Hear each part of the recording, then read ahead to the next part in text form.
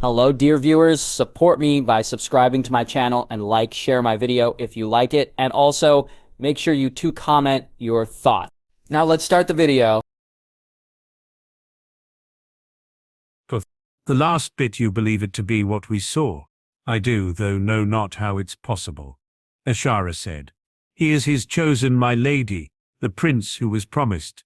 Melisandre said, smiling broadly now. She spent the rest of the dinner in a far better mood, smiling and jesting her guards too, as once she told them it seemed as if a weight had been lifted from their shoulders. To be so far from home in a place you were unwelcome was a burden, and one they'd endure for their god, but it was a hard life with no guarantee of a reward. But the prince had already achieved the impossible, and so she and they looked forward to seeing a dragon in the flesh. She called the men into the room with her that night, sitting them down by the fire. All three looked into the flames, and what they saw frightened them terribly. Before she felt such joy, such hope. There was ice as far as the eye could see, cold and devoid of light, blue eyes staring back at them, watching them, seeking them out. They felt the cold as it crept up on them, as it settled in their bones, and she could barely bear it. It was then they saw it. White as snow, and yet it emitted a bright light which shone a path. The flames fell and the blue eyes fell, one by one. The darkness lifted, and there she and they saw him, his armor as black as his hair. He drew a sword, and it burned brighter than any sun. We must protect him, my friends, we must protect the prince, for the night is dark and full of terrors. The night is dark and full of terrors. The men said. In the end, it took over 2 weeks for the arrangements to be made and for Lady Ashara's brother to return. While the lady and her son said tearful goodbyes, she and her guards gathered the prince's things and made ready. She felt nothing leaving this place, no connection to it, no desire to return, and yet her heart beat wildly with anticipation. It would be a moon more before she saw him, but she was on her way to meet her prince. King's Landing, 2094 AC. Littlefinger. To say he had been surprised by events in the last few moons would be an understatement, though none had surprised him more than how the king and queen had suddenly started behaving. Thankfully, though, whatever spell Cersei was under had worn off, and things had returned back to normal, both of them hating each other equally. When it became clear they wouldn't be attending the wedding, he had been disappointed. He had hoped to go, hoped to see the Lannisters' faces when his plan came to fruition. He needed at least one to work, and given the state of the realm's finances, he needed it to work soon, as the other alternatives didn't bear thinking about. While the Tyrells had seemed to be bought off with the promise of Tommen, they hadn't increased their contribution, and with Robert's spending showing no sign of slowing down, the debts piled up. Dealing with the Iron Bank was a last resort. He'd made a deal to cover some of the problem, but should they need to return, then the price would be far too high. So he had put his faith in brutes and madmen, and already seen one of his plans fall to pieces. How the Lannisters had managed to take out the Ironborn was beyond him. He had hoped that with Jaime Lannister on board, they'd have been able to remove that obstacle, and yet it had failed spectacularly. So it was up to the Mountain of all people to be able to pull off what to most would be an easy-to-follow plan, but to the giant idiot was far more complex. Are you sure on this? I need you to visit him. I cannot give him the letter, Lynn, and await his reply. I'll see your debts cleared. And the boys will await your return. It had been long and hard to negotiate, and to do so secretly even more so, but he had managed it, and eventually they had made their plans. The shipment was due soon, and they would share its bounty. Clegane was easy to turn. Jaime Lannister had cut him off, his father's dog getting no work or coin from the Kingslayer, and both the idea of gold and the chance to get back at the Lannisters too good to resist. Trying to make the fool understand that you couldn't just attack without planning, that you couldn't just attack out of the blue, was far harder. In the end, it had cost him coin to make coin. He had needed to pay Clegane to act a bandit first, to set it up so it was clear banditry was already occurring in the West, and that it was those same bandits who stole their gold. He couldn't help but be pleased at his own cleverness on that one. Who would look for those behind a robbery like this when it was clear there were bandits about in the first place? My lord, Lord Arryn requests your presence, his guard said, and he readied himself and made his way to the Hand's office. Lord Hand? Sit, Petar, we need to speak. Of course, my lord. he said, taking his seat. We can wait on Varys no longer. There is still no sign, my lord, he asked. No, none at all. We shall need a new master of whisperers. We are blind, Peter. I know, my lord. Did you hear what happened in the Riverlands? No, my lord, he said, shaking his head. The Lannister party was attacked. Bandits, though luckily it was the bastard and one of his guard that were attacked and not the main party.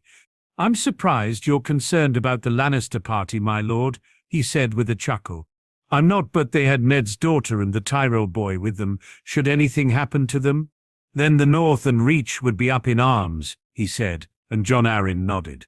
Why was Lord Stark's daughter travelling with them, my lord? Perhaps she was going to that god-forsaken wedding. Jon Arryn said, his disgust clear in his voice. Peter didn't need to ask him more. He had made his feelings clear on the wedding before. A northern savage marrying the Lord of the West. The thoughts of it made the Hand's blood boil, but there was nothing to be done to stop it. So instead, each time it had been brought up, he had been forced to listen to the old fool whine and moan about it. Given how much time he'd had to deal with it, he had now resorted to just rolling his eyes and making it clear how much he disapproved of it. Was the bastard hurt? He said, hoping he had been, as he could then take credit for it with Cat. He received some minor injuries and a guard was killed, but he lives still. Too bad, he said, and meant every word. Kat's letter had made it clear how grateful she would be should an accident occur, and he felt himself get excited at the possibilities of how he could use that gratitude. Indeed, now candidates? I shall make up a list now, I know it's for certain. My lord, thank you, Peter, how fares our other work. We should be seeing the results very soon, my lord. Good, I look forward to seeing the lions bow so low, Jon Arryn said, laughing at his own jape. As he sat in his office that night, he went over the names. It was hard to decide what to do, pick someone too good, and he may find out about his own schemes, though should he help get the man appointed, then perhaps. Pick someone not good enough, then they could suffer from lack of knowledge. His own network was good, but there were places he couldn't reach, and knowledge was power. In the end, he went with self-interest first. Far better he be the one in the know than the crown. He brought the list back to the Hand, knowing there was only one name worthy of the job. So when Lord Giles Rosby was named as Master of Whisperers, Peter revelled in his own little jest. A man hired to ferret out secrets and hide in the shadows should really not be a man who coughed loudly and often. Essos 2094 AC. The Hound.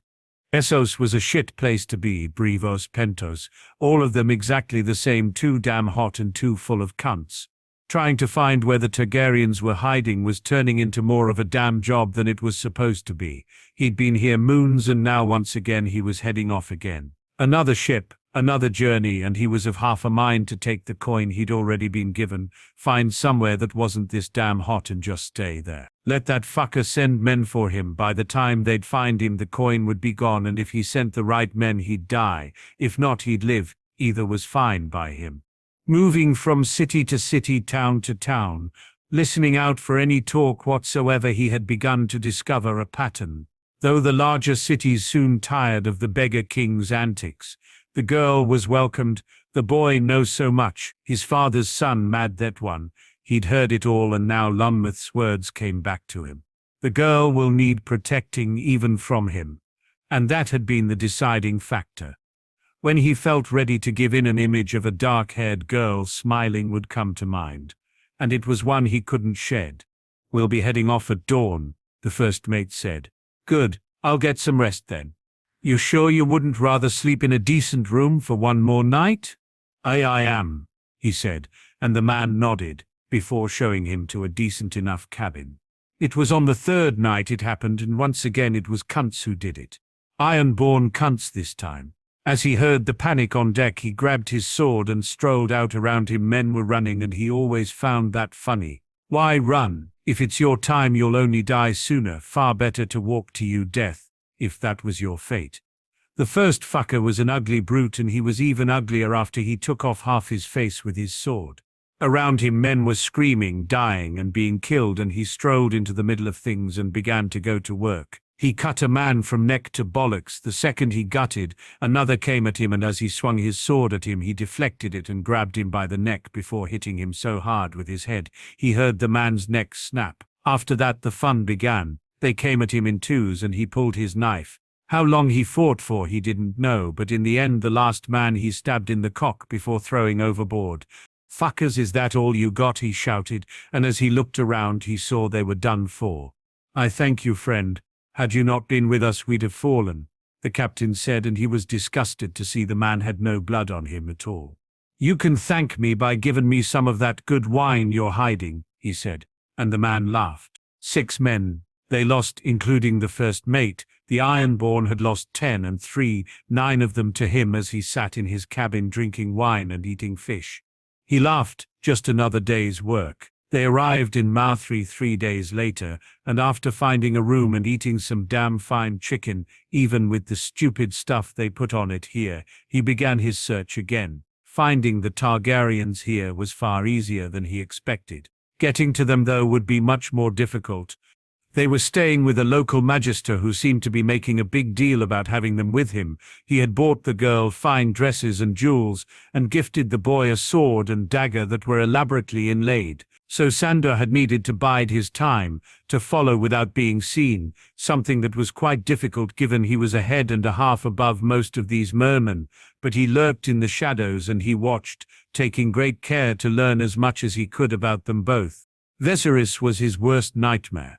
Arrogant, full of disdain, and his eyes held a note of cruelty and madness that Sandor knew all too well. He dominated his sister completely. Every look he gave her, every move he made, making the girl seem to wish to fly away like a little bird or dragon. He strolled around with his guards as if he was already king of Westeros, and not some beggar boy forced to live on the comfort of strangers. The girl, though, made even his hardened heart feel sympathy for her. He had seen Queen Rhaegar once, and the girl looked like she would grow into her mother's beauty one day. When she was not with her brother, she smiled more. She was friendly and polite and behaved like just any ordinary girl, and not the lost princess of a deposed dynasty. In the end, he spent all his time following her. If Viserys left the manse without her, Sandor allowed him go his way. If Daenerys left, he followed. His nights he spent drinking and eating. The prince and princess never left the manse at night, and so he was free to do as he wished. He was sitting in the tavern one night when he saw them, and he knew they were trouble immediately. There were 6 in total, usse soldiers, though dressed as common men. He listened in as they spoke and was proved right. "We can't touch them there. Far too many guards. What are we to do?" "We wait. The prince has a reputation. He'll live up to it sooner or later, and they'll be forced to leave." "Are you sure?" "Pentos, Brevos, Tyrush, and everywhere in between, they've outstayed their welcome because of the prince. Here won't be any different." "How long do you think?" "Why does it matter? We have the coin. It's not like we'll be going short," the man said, laughing. Sandor knew then he had no choice but to watch the men even closer. He finished his meal and got a good night's sleep. Waking the next morning, he found only 3 of the men awake and breaking their fast. He sat and ate and listened, though they were talking only about the gold they'd make for taking the prince and princess, and nothing more. When he was done, he headed to the manse, and he saw the other 3, each at a different part of the walls, all watching and waiting. Things went on like this for almost a moon before it happened. Just as the men said, Viserys insulted their host, demanded something like a spoilt child, and Sandor laughed at the idea of it. These magisters were not men you made demands of. They were far too wealthy, and he had no doubt, had it not been for the princess, then Viserys would have been made to pay a higher cost.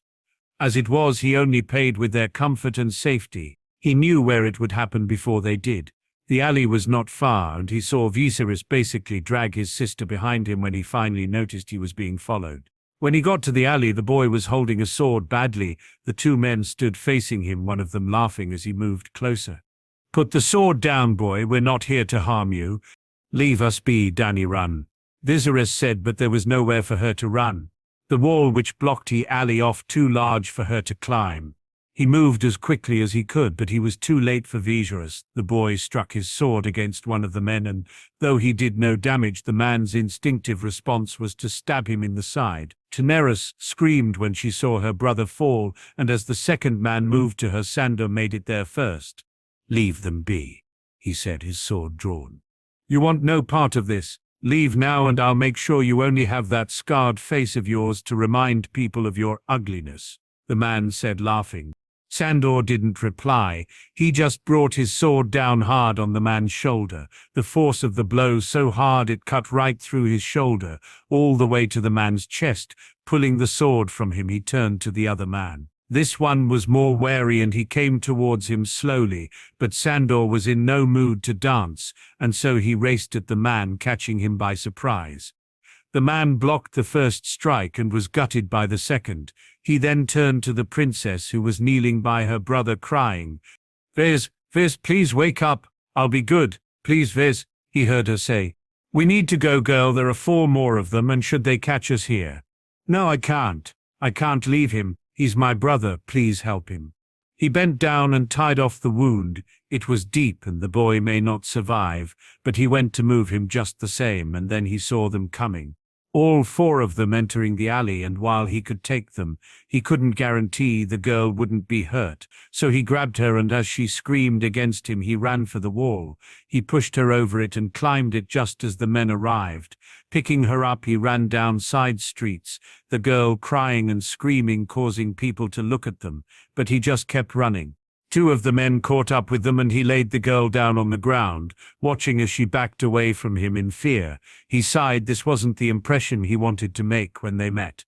He turned to the men, and they came at him from either side, their swords crashing together. They were skilled, and after seeing their friends' bodies, wary, one caught him with a knife in the shoulder, and he hoped the man wasn't the type to poison a blade.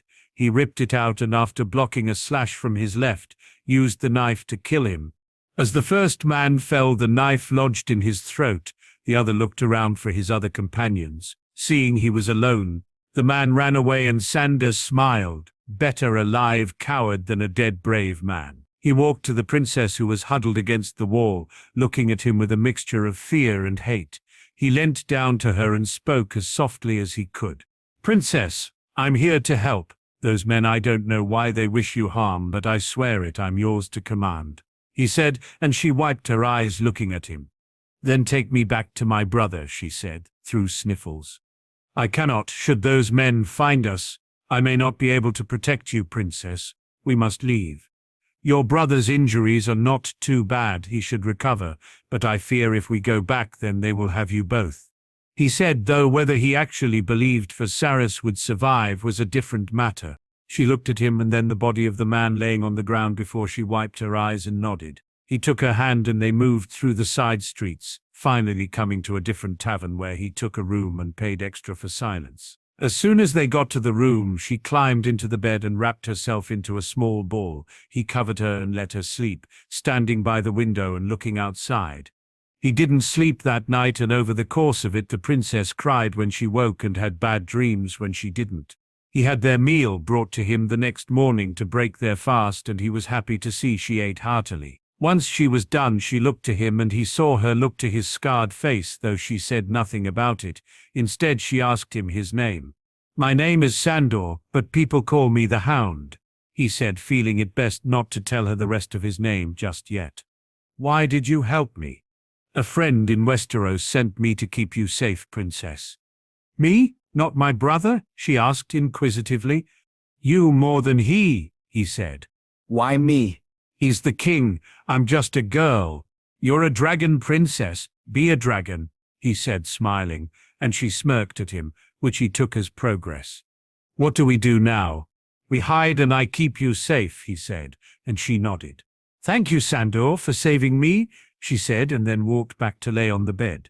He looked at her then, and smiled a genuine smile. Maybe this wouldn't be a terrible way to earn coin after all. Casterly Rock 294 AC. Jon. He had been sitting there speaking with Marguerite and Loras when he felt it. Something was happening with Ghost. He turned to Marguerite and told her he'd return in a moment and walked out into the hall. As he walked quickly, he didn't even notice that Walder hadn't kept up. just headed off to where he knew Ghost was. He saw it then, Ghost looking threateningly at Prince Oberyn, the black pup growling beside him.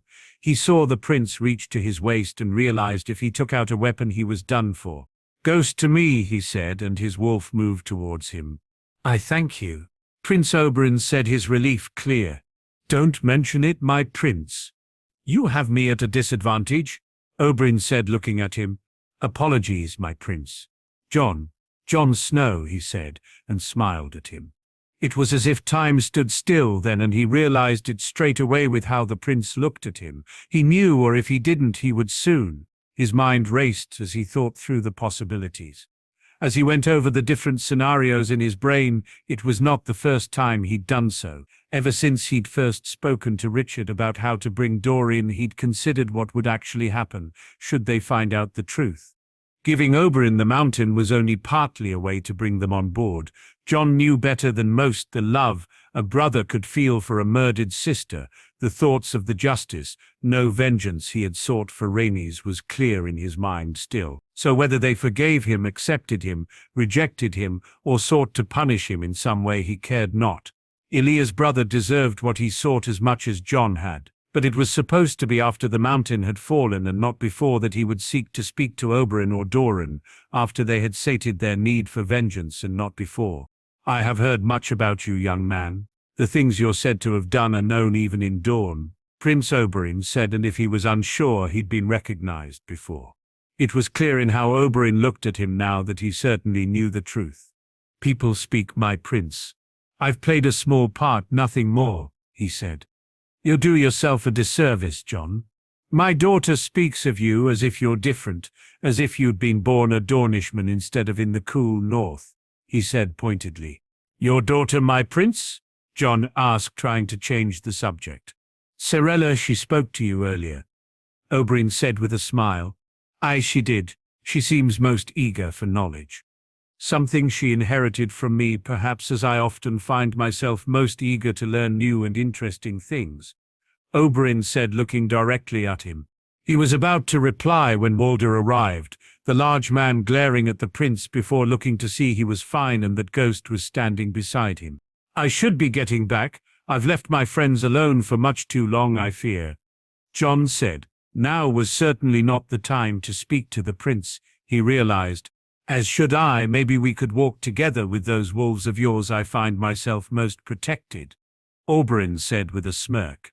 "They do offer protection, but only when it's needed, my prince," he said, and Oberyn laughed. Then they walked back to the ballroom, and while they did so in silence, he could feel Oberyn looking at him all the way, staring, searching out his features, but whatever he was looking for, he didn't seem to find this time. When they reached the room, he turned to bid the prince goodbye and once again found him staring at his face. "Will you be taking part in the tourney tomorrow, Jon?" "I'm afraid not, my prince. I injured my shoulder and need to rest up," he said, and Oberyn looked at his arm. "I was supposed to keep it in a sling, but well," he said with a shrug. "But it's hard to dance while wearing a sling, is it not?" Oberyn said, and Jon smiled. He saw it again then, the recognition. And he knew it. It was the smile, his father's smile. It must be. Oh gods, it's Rhaenys' too.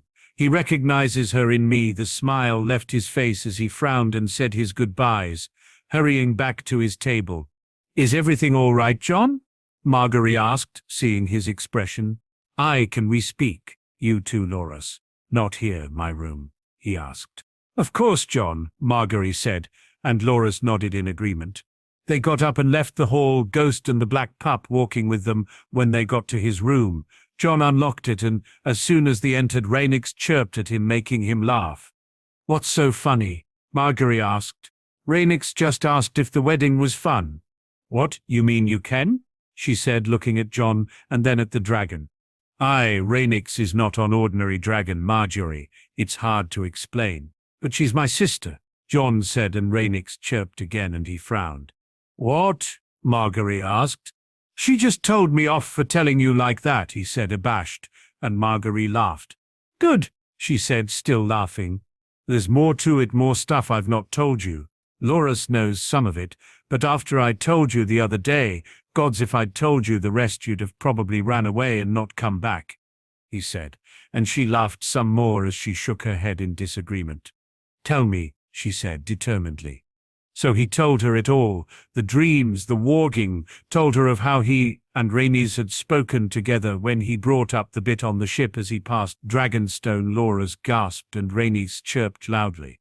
"So that was you thought you were? We were so worried, Jon, Jaime and I," Loras said, and he got up from the bed and walked over, placing a hand on Loras's shoulder. I'm sorry I didn't tell you it all. I didn't understand it at the time. Some of I still don't," he said, and Loras nodded as he walked back to sit beside Margaery. "I can't say I understand it either. Warging, I mean. How does it work? I mean, you take control of an animal, but how?" "You wish to see?" he asked. "I do," she said. He closed his eyes and found the door open as always. Ghost walked over to Margaery and licked her hand, making her laugh before she looked to Jon and then back to the wolf. "Jon?" she said to Ghost, and as Ghost he nodded before letting go of the connection. "Does this? Are you?" Jon stumbled over his words as he looked at her before she smiled at him. "No, Jon, it's good. It's most strange and I do no understand it, but it's good," she said, and he relaxed. "But this isn't what made you bring us here, is it?" Loras asked, and Jon nodded. "No, it's Oberyn. He knows who I am," he said, and Margaery looked worried at him while Loras just smiled. "This is good, with Dawn on our side. Jon, this is better than good," Loras said, not noticing the worried looks on both Jon's and Margaery's faces. "It's not that simple, Loras," Margaery said. "Given the circumstances of Jon's birth, the Dornish may not be willing to support him, they may even blame him," she said, and despite his own worry, Jon couldn't help but smile at her. She understood. He didn't even need to tell her, and she understood. "But they can't blame him for that," Loras said angrily. "They might, though," Jon said, and Rhaenys chirped loudly and for a long time, making him nod his head. "Jon?" Margaery said, looking at him. "I think I may have an idea," he said, smiling at her before taking her hand in his. Lannisport 29-4 AC. Brienne. She was excited at the prospect of taking part in the tourney, while not as large as the last one she'd taken part in. It was simply being allowed to do so, allowed to be herself, that had her excited. She only wished she'd have felt this way last night and gone to the wedding feast. Jon and Loras had both come to her before the wedding, offering to escort her, and she was flattered by it, but she remembered the dances at Tarth, and so she in the end pretended to be unwell. She knew how she looked in a dress, and compared to all these other ladies she'd have felt ridiculous, and despite her new friends saying they wished her there, she wondered if they really meant it. She didn't think she could take it if Jon and Loras ended up being like the rest, and so she had hidden in her room like a craven. Better to be humiliated privately than in public, she had thought, and so while breaking her fast, she had smiled when talk turned to the dancing and said she was sad she missed it. Now she was putting her armor on and readying herself for the melee. She had hoped to take part in the squire duel she heard Jon and Loras speak of previously, but given the numbers of eligible participants and the fact of this being a smaller tourney, it ended up being a melee like King's Landing instead. Though the rules were much more stringent, and here there were 3 knights on the field with them to ensure they were followed. "I wish you good fortune, Brienne," Loras said, taking a seat beside her. "Aye, you too, Loras," she said, smiling back at him. When time came, they walked out together. She hoped he'd make it to the end, and that she did too. She found herself looking forward to crossing swords with him if given the chance. She looked around at the field. The 3 knights were close enough to intervene, but not to get in the way. Around her stood 10 and 5 opponents, ranging in age from 10 to her own 4 and 10. There were some small boys and one who was close to her own size, but she was perhaps the largest one here. "My lords, ladies and good men and women of Lannisport, the West and beyond, welcome to the wedding tourney of Lord Jaime and Lady Daisy Lannister. I give you first the squire's melee with a first prize of 2,000 dragons. You may begin," the herald shouted, and then she was fighting.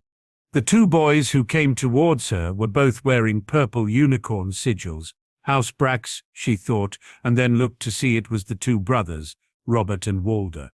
Jon had pointed out some of the competitors to her earlier and told her who to look out for.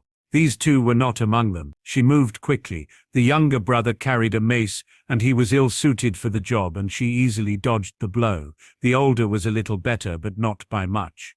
The sword clashed against her own, and she moved so both boys were lined up. If she timed this right, she could take both out easily. She did, and as the sword swung again, she deflected the blow so it caught the other brother instead of her. As one brother looked angrily at the other and the other tried to apologize, she swept one off his feet and disarmed the other, pointing her sword to their necks. One after the other they yielded, and she moved on.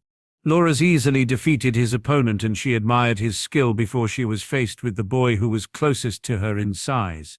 The boy was a bony fort, and Jon had told her to be wary of his strength, something she found to be a wise warning as the boy swung a war hammer at her. She looked on as one of the knights moved closer, worried perhaps that given the boy's strength someone could be seriously hurt. "I've never fought a girl before," the boy laughed. "Good. After this you can tell people what it was like to lose to one," she said, smirking, as she quickened her pace. The problem with strength and wielding a weapon which relied upon it was speed could beat you, and so she used hers. When he swung and missed, she didn't, and she laid traps for him, directing him where she wished him to go. Each time he followed, and each time once he'd missed, she hit him and hit him hard. In the end, it wasn't one strike which won it for her, but a combination of them.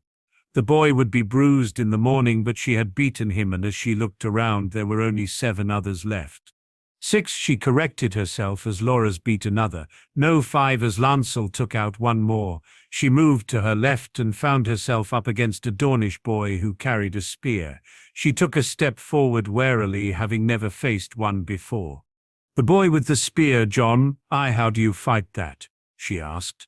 "It's easier if you know his moves, but should you not, then you need to allow him to dictate the fight for a bit, allow him to show you them while keeping away from him, let him be aggressive, and then use that to win." "How?" "At some point he'll overextend, and then you block the spear with your sword and take him with another weapon." "I don't carry another weapon." "You be the weapon then." She did as she had been advised, moving back when he swung, letting him become overconfident, letting him dictate. She had to jump over low strikes and block or duck high ones. But she wasn't hit once, and then it happened. He came in for a low strike and she blocked it with her sword, forcing the spear to ground. She stepped forward and smacked him with her head, forcing him to drop the spear to the ground. "Yield," she said, holding her sword to his neck. "I yield," he said, smiling. When she offered him her hand, "I wish you good fortune, my lady," he said, and she nodded. She turned to look to see Loras and Lancel face each other. She was surprised Lancel made it this far, given what Jon had said of him, even more so when she saw how woefully outmatched he was in every aspect against Loras. Speed, strength, technique.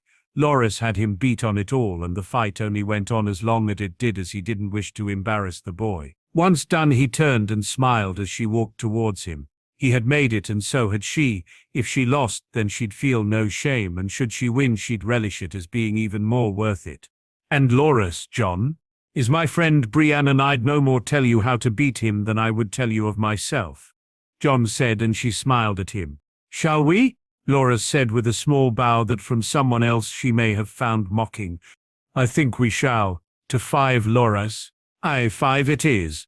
She lost the first point in a blink of an eye. She thought Jon was the only one she'd ever faced who moved that quickly.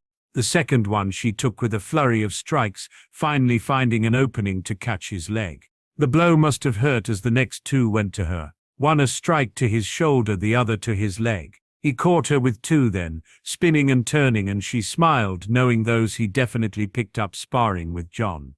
At 3 each, it slowed down. The first 6 points had come in a matter of moments. The next one took almost twice the time. They crossed blades over and over. She slashed high, and he blocked, spinning to come in low, which she dodged. He thrust and she parried, her ripostes finding no purchase. On and on they went, and she felt the crowd in the arena grow excited. In the end, the blow she caught him with that took the point was purely accidental, and she apologized as she caught his helm, though he smiled and waved it off. "I'm sorry, Loras, I didn't mean." "It's all right, Brienne. No harm done." Do you need a moment? I'm well, shall we? He said, and she nodded. Whether he was or not, she didn't know, but the last point came very quickly, and she almost felt badly for taking the victory. The strike to her mind was one he should have parried easily, and had she not caught his head, she may have thought he'd thrown the match. As it was, she worried that she'd hurt him more than he was letting on. He did celebrate with her, though. He raised her arm and smiled at her as she took the plaudits. My lords, ladies and men, and women of Lannisport, I give you the winner of the Squires' melee, Lady Brienne of Tarth, the herald said, and the crowd cheered. She looked up to see Jon smile at her beside him. His sister, Joy and Margaery, cheered her on. Lord Jaime clapped politely while his wife was far more enthusiastic. She saw Prince Oberyn and his daughters all cheering wildly, and then saw her father look at her, his face full of pride. She bowed, and then she and Loras walked from the arena. She had won, she had beaten him, and as she felt his arm pat her back, she finally felt a sense of belonging. Jaime.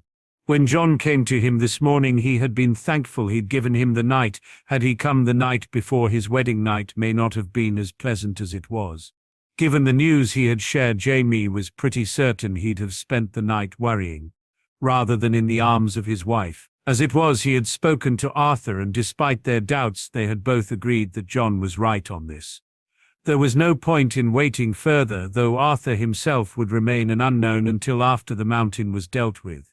Arriving at the tourney, he had caught the stares Oberyn was giving Jon and found the prince looking at him also, but beside him his wife's enthusiasm was only diluted by the fact she couldn't compete herself, something she had not been pleased about. Jaime having to explain the rules, that as hosts they couldn't compete in their own tourney, and then agreeing to bring her to another as soon as one was occurring, so they sat and watched the squires' melee. He had considered not having one, given the numbers. He could have had duels, but the ages were all wrong. It was one thing for the younger lads, but the older ones needed something like this. So after speaking with Arthur, he had come up with a way his aunt wouldn't be too upset with him, and this was the result. Seeing Brienne win was tempered for him by the fact it was Loras who lost. He had also been worried by the strike to his helm, though it seemed to not be too bad. She's very good, Daisy said. I can see why Jon recommended her. Jon did? Aye, said she'd benefit from training under us, that and her being a lady. Jaime said, What about her being a lady? Daisy asked, a note of annoyance in her voice. Well, not everywhere is as enlightened as the North or Dorne in knowing ladies can't just fight, but can win, he said, and Daisy smiled at him. You really are a charmer when you want to be, aren't you? She said, and he laughed. No, I just know my lady can wield a mace better than any man I know, he said, and she leaned in to kiss him. My lords, ladies and good men and women of Lannisport, I give you the melee first prize, 5,000 gold dragons, the herald shouted. Jaime looked out on the field to see those he recognized. The Strongbow and Adam had decided to take part, as had what looked to be one of Oberyn's daughters, though the prince himself had surprisingly decided not to. Walder was fighting, and the blunted double axe he held looked just as imposing as the one he had made for the man. Sir Wendell had decided to fight, as had Oberyn's former squire, Sir Daemon, but the field was devoid of a lot of the main participants these events usually brought in. The Vale had not come, which he found surprising, unless Jon Arryn had told them or suggested to them he would not be happy if they did. The Stormlands, too, had been badly underrepresented, with Beric Dondarrion and Bryce Caron the only two lords who'd come. From the Riverlands, it was just House Darry and House Mallister, but Patrick was saving himself for the joust. Sandraymon was not a melee fighter either. He did smile when Thoros came running in late, followed by a squire carrying his swords before dumping them on the ground. He watched as the Red Priest picked one up, and with the lighting of his sword the melee began. Jaime spent most of the early part of the fighting looking at Walder. Watching him move, he'd not really had a chance to train the man yet, and was glad Arthur would be able to spend more time with him. But watching him as he swung that axe, as it collided with the first opponent and knocked him off his feet, for sheer brute strength alone the man was a dangerous opponent. Did you see that? Daisy said excitedly from beside him.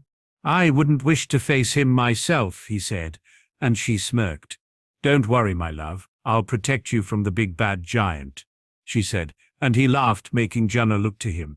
30 men had lined up to take part in the melee, and already more than 10 of them had been eliminated.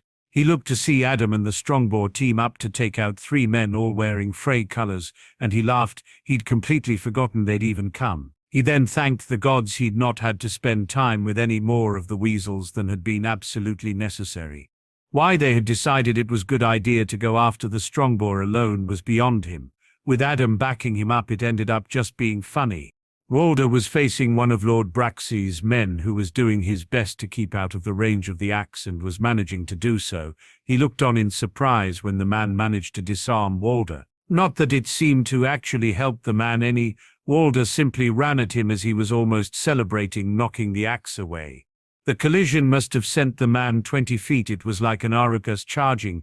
Even up here in the stands, people grimaced at the sound of the impact. Walder just turned and picked up his axe and waited for the next opponent. Looking back out, he saw Adam had been beaten by Oberyn's former squire, who it seemed was also shadowing the man's daughter. The girl used a spear and used it well, but using it against the Strongbow wasn't just ineffective, it was damn stupid. Jaime watched as she buzzed around the giant man like a small fly to a horse. He could almost see the smile on the Strongbow's face, his greatsword ready to be used to painful effect. "She's brave, I'll give her that," Daisy said, and he nodded as he looked to see Oberyn looking on worriedly. "She's stupid though. If he hits her, she'll be badly hurt," Jaime said, looking at the girl's lack of armor. Sir Daemon moved, trying to get to her, but was faced with Thoros and his flaming blade. Jaime didn't know which way to look. He heard the gasp as the Strongbow grabbed the shaft of the spear when the girl struck. Could almost hear the groan from the girl as he ripped it from her hands and swung his sword. The clang as it hit the axe was drowned out by cheers. Walder stood facing the Strongbow and dwarfing him in height. "How did he get there so fast?" Daisy asked. "I don't know, but this is going to be something," he replied, as Walder and the Strongbow faced off. The 2 men moved around each other slowly, almost sizing each other up, which, given that the Strongbow was close to 7 feet and Walder over it, that wasn't surprising. When they moved, though, their speed, or more accurately, Walder's, belied his size. The Strongbow was fast for a big man. Walder, though, was just fast. Size was irrelevant. The man moved as if he was half the size, and Jaime watched as the Strongbow struggled to keep up. The axe and greatsword rang out as the 2 clashed. Jaime looked on as Walder caught the Strongbow on the shoulder, as the greatsword caught Walder on the side. "How can they take that?" Daisy asked, wincing as Walder caught the Strongbow again. "I've no idea." The end came when Walder actually swept the Strongbow's legs from under him, using a move both Loras and Jon used countless times, and Jaime burst out laughing as the axe was placed on Strongbow's neck. He yielded and was helped up, and his own booming laugh and slap on Walder's back were as loud as their weapons had been when they clashed. He watched as one left the field while the other turned to continue. There were 5 left. Thoros had somehow become disengaged from fighting Sir Daemon, and instead was facing Sir Wendell, Daisy beside him cheering on her fellow Northerner. While Walder was now faced with Oberyn's daughter and Sir Daemon, Jaime felt for all Sir Wendell's skill or luck in getting to this point, he was done for. So instead once again concentrated on Walder's fight, something he in the end was glad of. Up until now, Walder's strength and speed had been enough. Now facing 2 opponents who not only were working together but knew how to was going to prove a different test. Jaime watched as they circled before attacking simultaneously, both coming at the side, forcing Walder to choose who to face. He instinctively chose right, but it was also the end for him as he over-concentrated on Sir Daemon, allowing Oberyn's daughter to trip him with the spear. As his axe fell, both of them advanced and he yielded. "He did well," Daisy said, disappointed as Sir Wendell too had been defeated. "Aye, he did, but watch and see what he did wrong," Jaime said as the 2 turned to face Thoros. They tried the same move, both circling, and just as before, Thoros turned to concentrate on Sir Daemon, though he did so in only a half turn. When Oberyn's daughter came in with the spear, he jumped it, and with her off balance, he moved to her, and it was she who fell to the ground. His leg sweep catching her completely by surprise. She had yielded even before Sir Daemon moved, the flaming sword still a foot from her face. Thoros spun and he watched as the flames flew in the air when his sword and Sir Daemon's struck against each other. Both men were skilled, but the flames were the difference. Every time Thoros brought the sword anywhere near Sir Daemon's face, the man visibly flinched, and as he hit the sword against his arm, Daemon dropped his own and reached to put out flames that weren't there. With that, the melee was over and Thoros had claimed another victory. Jon. He was determined to enjoy the tourney, even with the spectre of Oberyn Martell hanging over his head. When he arrived, he had taken Sansa, Margaery, and Joy to shop at the stalls. They had left the wolves at Casterly Rock.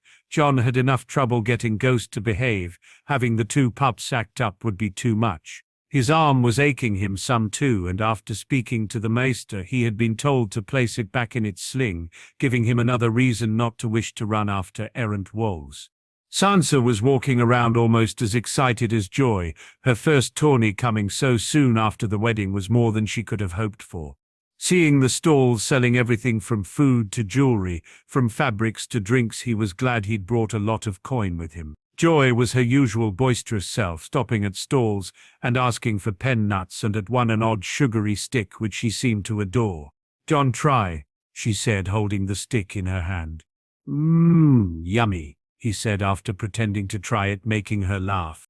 "Margie?" he heard Joy say, and so he looked to Margaery and she did the same, even adding in the rubbing of her stomach which made Joy laugh louder. "Sans," but she got no answer. "Sans, try," and his sister turned around, having been looking at the fabrics. "Oh no, thank you, Joy," Sansa said to a frown. "I think you should try some Sansa," Jon said with a wink and mouthed pretend, which Sansa did, making Joy smile again. "Jon, can we go over to this stall?" "Of course, Sansa," he said, and they walked to the fabrics. Sansa in the end bought a lot. Well, actually it was Jon who bought it as Sansa. It turned out had forgotten her coin purse, not that he minded. He knew his little sister would end up giving most of it away in the form of presents anyway. After stopping off to eat, they made their way to the arena. Jaws following, but Jon knew Arthur was here somewhere too. His knight was not happy at having to basically hide from Oberyn and not willing to do so completely.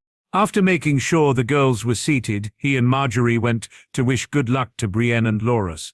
He spoke to his friend for quite a bit before he left him with Margaery so he could speak to Brienne. After giving her some advice when she asked, he and Margaery walked back to see Sansa and Joy speaking to Martin, Willem, Tian and Walder, the four boys matching Sansa's enthusiasm almost. Seeing Loras and Brienne square off had been exciting to even him. He had watched some of the other fights almost bored, both at not being able to compete himself, and because the outcomes were far too easy to predict. Brienne and Loras were clearly far superior than those they faced, and barring ill luck would no doubt make it to the end. He instead had been more excited by Sansa's reactions, by Margaery's worry over Loras, and by Joy's playing with her pen nuts. "Your brother will be fine, Margaery," he said, moving close to whisper in her ear. "I know, it's just I worry so," she said back. "I do too, but if I thought he was in any danger, I'd be out there with him, injury or no," he said, and she smiled, relaxing some. "Joy pen nut," Jon said, and Joy shook her head while laughing. "For Margie, Joy." "Margie?" Joy said, looking to Margaery as if to make sure Jon wasn't trying to fool her. "Thank you, Joy," Margaery said when she offered her the peanut, and Joy nodded back at Jon, who smiled and winked at her. "No tea on my pen nuts," Joy said, then giggling as Tian reached forward for one. Jon looked to Sansa and rolled his eyes, making her laugh. Buying Joy the bag of peanuts was both fun and annoying at the same time. He turned to see Loras and Brienne were ready to fight, and he watched on, his hand falling to hold Margaery's when she gasped at the knock Loras took to the head. In the end it was that which won it for Brienne, and he cheered on, as did Margaery once she realized Loras was well. They didn't have long to wait until the melee, and this Jon found much more interesting. Not only was Walder fighting in it, but Thoros too. For some reason the Red Priest fascinated him even more since Arthur's revelations. Knowing one of them wished to see him made him eager to know more of their strange religion, and Thoros was the only other of them he even knew existed. While Margaery and Sansa spoke of Highgarden and Joy feeling a little sleepy curled up beside him, Jon watched the melee take place. Walder did incredibly well. He was unlucky in the end, and Jon knew it was purely his inexperience that cost him. Knowing Arthur would soon be training him amongst others, that wouldn't be a problem for long. Watching Thoros win was incredible though. And Jon tried to see the secret to the burning blade. He knew it was liquid of some sort, but what it was he couldn't be sure. With the melee done with, they headed to eat before the joust. Joy, though it seemed, along with the younger boys, were tired out. So it had just been him, Marguerite, Sansa, Loras and Brienne, both of whom had joined once they had changed. Loras seeming to feel no ill effects from the knock to the head he took. They were sitting in Tyrion's tavern enjoying their meal when Jon spotted Richard. Motioning to him, he took his leave and walked to the back and up the stairs. One of Richard's men stood guard outside the room and he and Richard walked in. "My king, have you sent Lorch's body to Dawn?" "I have, my king. It left days ago." "Damn, you're far too good at your job," he said with a small laugh. "Why do you ask, my king?" "Richard, please, Jay, or Jon," he said, and Richard nodded. "Oberyn knows," he said, and Richard took a seat. "How has he reacted?" "He's not yet, but he knows. I think my smile gave me away," he said, rubbing his head as if the idea was preposterous. "It's your father's smile, Jay." "Aye, my sister's too. So now what?" "I have a plan," Rhaenix's plan actually. "I was hoping, had Lorch's body still been here, to show him and help explain. Aye, there's a letter too, from Ela, but I know not what it says." "You could open it, Jay, say it was unsealed." "I couldn't, Richard, it's between them. I'll deal with it whatever I says, but it's from Elia to her brothers if it was Rhaenys and I." "I understand. Is everything set with the mountain?" "Aye, it is. We're all set to go. Jaime told me of your vision. You think it true?" "I do. If I can speak to him, convince him, maybe he'll listen," Jay said. "And if he doesn't, then I'll have to make sure he survives," he said determinedly. "I'll be heading off on the morrow. I won't see you for some time." "Be safe, my king," Richard said. "You too, Richard, and Richard, thanks for listening." "Always, my king." Sansa. Once they had finished eating, they walked back to watch the joust, and if Sansa was excited by the tourney beforehand, how she was now made that look like boredom. The idea of knights jousting, of racing down a tilt towards each other, had until that point been a dream for her, something she read in a book. Now she was actually going to see it happen in front of her. Jon and Loras explained the colors and decorations on the horses, and she looked out to see the knights lined up, their armor gleaming. "Do you have many tourneys at Highgarden, Marjorie?" she asked. "My father loves tourneys and balls and feasts, Sansa. I believe you'll see your share," Marjorie said, smiling back, and Sansa felt her heart race. Balls, an actual proper ball. While not much different than the wedding in some respects, in others they were, and it was these that she looked forward to most. To the dresses and the dances, to the music and pageantry, the little girl who had read and looked at drawings in books of such things, who had hoped to see them one day, and now she was actually going to be a part of them. She was lost in this daydream as the first two knights lined up. "Who are they, Jon?" she asked, having missed the names and not recognizing the colors. "They're two hedge knights, Sansa, both from the Stormlands, I believe." She watched as the two horses rode towards each other, heard the crash of the lances as they hit the shields. Both men remained on their horses and they turned and rode once again. She gasped when the man was knocked from his horse, looked on worriedly as he lay on the ground. Once he moved, though, she looked eagerly on as the next two knights began their run. Over and over it went. Lord Jorah defeated a knight from House Brax, Sir Wendell fell to Lord Beric Dondarrion, Sir Adam defeating a knight from House Westerling. She heard the hum in the crowd, and looked on excitedly as the large man Walder had fought faced off against Prince Oberyn, feeling both excitement and disquiet from Jon and Margaery, with Loras looking on almost angrily. The joust itself went 4 tilts, with Prince Oberyn unhorsing the large man, the strongbow she heard Jon call him. While there were cheers, there were those who booed too, not that it bothered the prince. She was feeling thirsty, and was about to ask for something to drink when a serving girl brought her some fruit juice. She looked to Jon and smiled. He had ordered it for her and Margaery, knowing they'd wish it. As the joust went on, she found her excitement undimmed. She cringed and gasped when a knight fell, but cheered when they rose again. In the end, it got down to the final four. Prince Oberyn had looked majestic. Jorah too had been incredible. Sir Adam and Lord Beric being the others who had made it this far. Sir Adam was her choice. He rode so elegantly. Lord Dondarrion was dashing and flamboyant, but to her mind he couldn't come close to Sir Adam. Jorah was fierce like the bear on his sigil, and the northerner in her wished to cheer for him. But Jon had no problem declaring that Oberyn would win, so she felt fine picking Sir Adam. Margaery and Loras were both hoping for Jorah to win, and she sensed neither were too pleased. Her brother had picked Oberyn. Jon was too close to Margaery and Brienne too close to Loras for her to ask either of them why the Tyrells had a problem with the Dornish prince without being overheard, so she resolved to find out later. Brienne had stayed almost silent during the joust, her expression remarkably like Jon's, just sitting, studying, almost as if they both were picking apart styles and forms. "It's Adam against Jorah," Jon said, and she moved to the edge of her seat. When she looked up to see Lyness and the babe looking on worriedly, she felt a sense of guilt.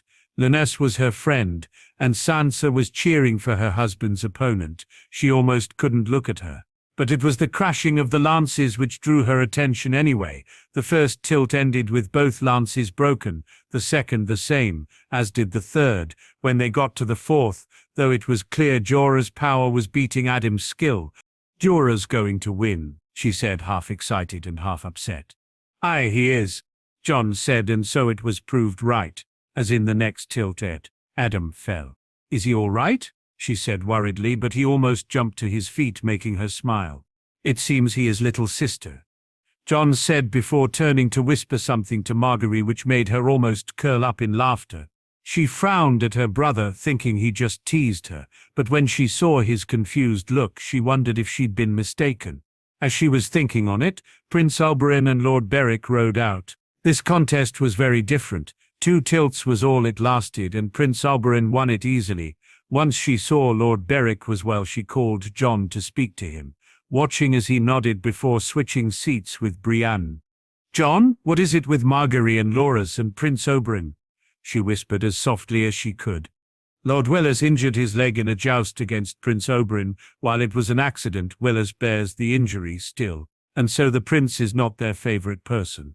"Oh, but you're cheering for him," she said a little too loudly. "You think I'd cheer for him against a Northman? Against Jorah?" he said aghast. I just thought you said he'd win," she said abashed. "Aye, he will, but that doesn't mean I'm cheering for him, something Margaery thankfully understands now," he said, looking at Margaery, who was smiling at something with Brienne. "What were you laughing at with Margaery earlier?" she asked. "What? One?" "When you whispered to her," she said. "Wait, is that why you looked at me strangely? Did you think, Santa, I wouldn't tease you, not behind your back, not when you're so fun to tease while right in front of me, little sister," he said, nudging her shoulder with his own. "Jon, don't you dare," she said, laughing at him. "I won't. It wasn't you I was talking about. We were just talking about the Queen of Love and Beauty." "Oh, I don't see how is that funny." "It's not. I was just saying if I ever won a joust, I'd be forced to crown Ghost," Jon said, and Sansa looked at him in confusion. "I don't understand." Margaery asked who I'd crown if I won. "Well, I couldn't crown Margaery because Joy wouldn't be happy, and I couldn't crown Joy because Margaery, or I wouldn't be happy," she said, smirking. "Aye, so that leaves Ghost. Anyway, that's what I told Margaery during the earlier jousts." But why was she laughing now? "Look over there, see the garland that's for the Queen of Love and Beauty," Jon said, pointing to some flowers. "I see them. Oh, they're so pretty," she said, picturing them placed on her head. "I now imagine them on Ghost's head," Jon said. She couldn't help it. The laughter just burst out. She almost doubled over at the idea of the white wolf crowned in flowers. It took her a few minutes to compose herself. She needed to borrow Jon's handkerchief to wipe her eyes, having laughed so much tears had fallen. She had actually missed the first two tilts, and looked on as in the third, Prince Oberyn caught Jorah, so flush he practically flew from the horse. She worried for a moment until he stood up and waved to Lyness, looking up to give her friend a small smile herself. "My lord and ladies, men and women of Lannisport, the West and beyond, I give you the winner of the joust, Prince Oberyn Martell." She looked on as the prince rode to the garland and picked up the flowers on the end of his lance before riding to where his daughters and paramour sat. What a paramour was she had no idea, other than the prince was unmarried. "My love, Illyria, I name you the Queen of Love and Beauty," Oberyn said as he laid the flowers in her hand. She smiled before turning to Jon, only to find him staring down at Margaery, who had her head turned away from the arena and was looking back at her brother. She looked from one to the other and to the prince. And Illyria, she was sure then it wouldn't be Ghost who Jon would crown if he won. Oberyn. The boy had smoothly ditched him the night before. He'd give him that much. He had watched him leave the feast almost as soon as they returned, and for the rest of the night he had sat so quietly that Illyria worried about him. He had smiled and tried to be attentive, but he knew he'd failed, so he had made it up to her in their bed later on. While Illyria slept, he stood at the window naked, the cold night air keeping his warm blood from boiling. Everything became clear to him. Then, though the details still escaped him, but he knew who the boy was, he knew who his father was, who his mother was, and everything began to click into place. Eddard Stark had done what he hadn't been able to do, and while a part of him admired the man for it, his own failure hung over his head like an axe. He had saved his nephew while Oberyn's had died, while his niece had died. Both men had lost their sisters, but he had something left of his while Oberyn was left alone with nothing but memories. "Come back to bed, my love," Illyria said as she rolled over to find him not there. "Sleep, my love. I must think," he said, and she drifted back to sleep. He had found himself thinking for most of the night and pretty much the entirety of the next day, breaking his fast, preparing for the tourney. Even riding in the jousts hadn't cleared his mind. It was only naming Illyria his Queen of Love and Beauty, which did so, and even then only for the briefest of moments. Soon he felt himself drawn back to Harrenhal on the day the Smiles died. He saw her then, the wolf girl, and now looking to the stands he saw her son. The boy looked more like his father. He could see it clearly now, but she was part of him too. As he finished removing his armor, he was joined by Richard Lonmouth, and he knew that he was involved in this also. He looked to the man, his good brother's former squire, and wondered how long he'd known, how long they'd kept this secret hidden from him. He had to know, he needed to know. Was this the plan all along? Had this been what Rhaegar wanted? Did he leave his sister to die, her children to die, so her son could live while Elias did not? How long? Less than a year. "You expect me to believe that?" he sneered. "I care not what you believe, Oberyn. You seem to forget, unlike the rest of the world, I don't fear the viper. I died many years ago. Old friend, every day since I've known the truth has been a second life to me, so death holds no fear for me." "You intend to put that boy on the throne?" "That boy is my king, and he will sit the throne. Of that there is no doubt." "You think Dorne will accept this?" he said angrily. "Frankly, I could give two fucks what Dorne will and won't accept. You think it was I who sent you Varys's head, I who brought you here for the mountain, or I who ensured Lorch got exactly what he fucking deserved?" Richard said. "Lorch is dead?" he said, surprised. "Aye, his body is on its way to Doran as we speak. Now come, Jaime Lannister wishes to speak to you and Oberyn. I'd leave your knives behind, or those answers you seek will never be found. You would have me walk into the lion's den unarmed.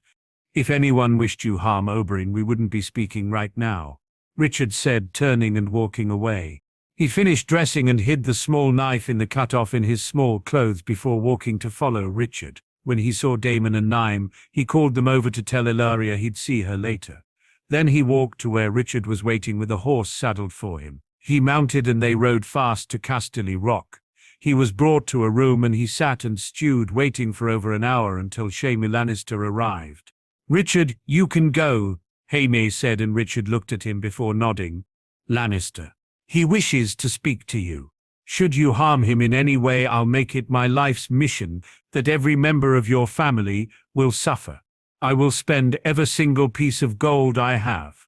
I'll fucking hire the faceless men themselves with one goal only, to see the end of House Martell. You, your daughters, your paramour, your brother, niece and nephews, all of them gone, your former squire you're so fond of, gone. Jaime said with such surety that he gulped. He means that much to you? He is my king. Jaime said and turned, so he followed. They walked to the lift and came out at the family wing. He was taken down a corridor and saw the giant guard and the other one who followed Jon Snow around. Jaime knocked at door and Jon opened it, giving Jaime a smile before he motioned for Oberyn to come inside. Once he did, the White Wolf was on him, immediately pinning him to the door. He felt fear then, genuine fear, as he looked in the wolf's red eyes. Compared to this, the other meeting had been friendly, and he looked to Jon, who seemed to have his eyes closed. The knife. Take it out, please. I'd suggest slowly. Jon said, and he looked to see the wolf baring its teeth. He took the knife out and threw it on the floor, feeling able to breathe again as the wolf left him and walked over to stand by the boy. Forgive me for that, but I didn't wish you to do something stupid. I'd prefer you alive, my prince. Jon said with a soft laugh. How did you know? I'm a warg. Ghost is my companion, my protector, my friend, he said, rubbing the wolf's head. He's not the only one, Jon said, and Oberyn looked on in astonishment as a white dragon flew and landed on the boy's shoulders. That's how. That's impossible. Is it? I suppose you're right. What do you say, Rhaenys? Are you impossible? Jon said, and the dragon chirped. No, she says she's very much possible, my prince. He laughed. She? He asked, confused, thinking the boy had named the dragon for his father. She, my sister, he said softly, as he dragon chirped again. You named her for Rhaenys? He asked, a small smile on his face before he realized. No, she is Rhaenys. You may want to sit for this. Jon motioned to a small chair which he sat on. I don't. She can't be. She's a dragon. Can a dragon even be a she? His words stumbling from his lips. A dragon is not a slave, not even to its gender, but she is my sister. The dragon began chirping, and Jon nodded before smiling. You can speak to her. I can understand her. We're bonded. We've always been bonded. Jon said as he stroked the dragon's neck. I don't. This makes no sense, he said, shaking his head. There was a day years ago. You and Ellaria visited Dragonstone to see Elia and Rhaenys. Aegon hadn't been born yet. Rhaenys was always an early riser, and she liked to wake up Elia and our father, but father wasn't on Dragonstone and Elia had given you their rooms. Do you remember? Jon said, and he nodded. Remember what happened when she snuck in to wake Elia and father up, what she found. He remembered it almost as if it was yesterday. He and Ellaria had been in the middle of it when she came in. She had run out to find her mother to tell her that Oberyn had been hurting Auntie Ellaria. For the first time since he had met his paramour, she had actually been embarrassed. There was no way he could know this. The dragon began to chirp again, as Oberyn looked at both it and the boy, trying to make sense of them both. I don't know, will it work? More chirping and shaking of the dragon's head. If you say so. More chirping. Aye, fine. You do know best, sister, Jon said, laughing. He looked on in wonder as Jon walked to him and held out the dragon for him to take in his hands. He took it, and as he held it he looked into its eyes. They were a deep purple, and he could see her, see Rhaenys. He watched as Jon walked to a chest, reaching in and taking out something wrapped in cloth. It seemed he struggled with it, his injured arm not allowing him to lift it properly, but he did and carried it to the table. The dragon chirped at him, tilting its head as it looked into his own eyes. He could see tears reflected, his tears, and he felt the dragon almost wished to wipe them as it moved closer. She says she missed you, uncle. She missed you so much, Jon said softly, and the dragon chirped. I missed you too, Rhaenys, he said, wiping his eyes as he felt the dragon lean against his chest. I don't know what it is exactly we're going to see. I need you put Rhaenys on the table, my prince, Jon said, and he reluctantly did as he was told. On the table were glass candles, 4 of them. He looked on as Jon handed him one before picking up another. The one he held in his hand was black, the one Jon held green. It was merely a moment later that the green candle lit up, followed by the one in his own hand. He looked on in awe. He had seen them once in the citadel, each acolyte sent down to spend a night trying to light them with their mind, none ever succeeding, and Jon Snow had done it as if it was nothing. He saw the image then, the place he recognized immediately. Harrenhal, he saw himself sitting there in the Hall of 100 Hearths, the feast going on, and then he saw her, saw Elia, and it was as if he was right there, as if he could reach out and touch her. Things will change soon, brother, when they do, no matter what happens. Talk to me first. Promise me, brother, promise me you'll speak to me before you do anything rash. Me do something rash? You must have me mistaken with someone else. He laughed. Oberyn, promise me. I promise, Elia. The image changed, and it was Elia and Rhaegar, and they were arguing, and he felt his rage rise. You were not supposed to do it so publicly, Rhaegar. I'm sorry, Elia, I don't know what came over me.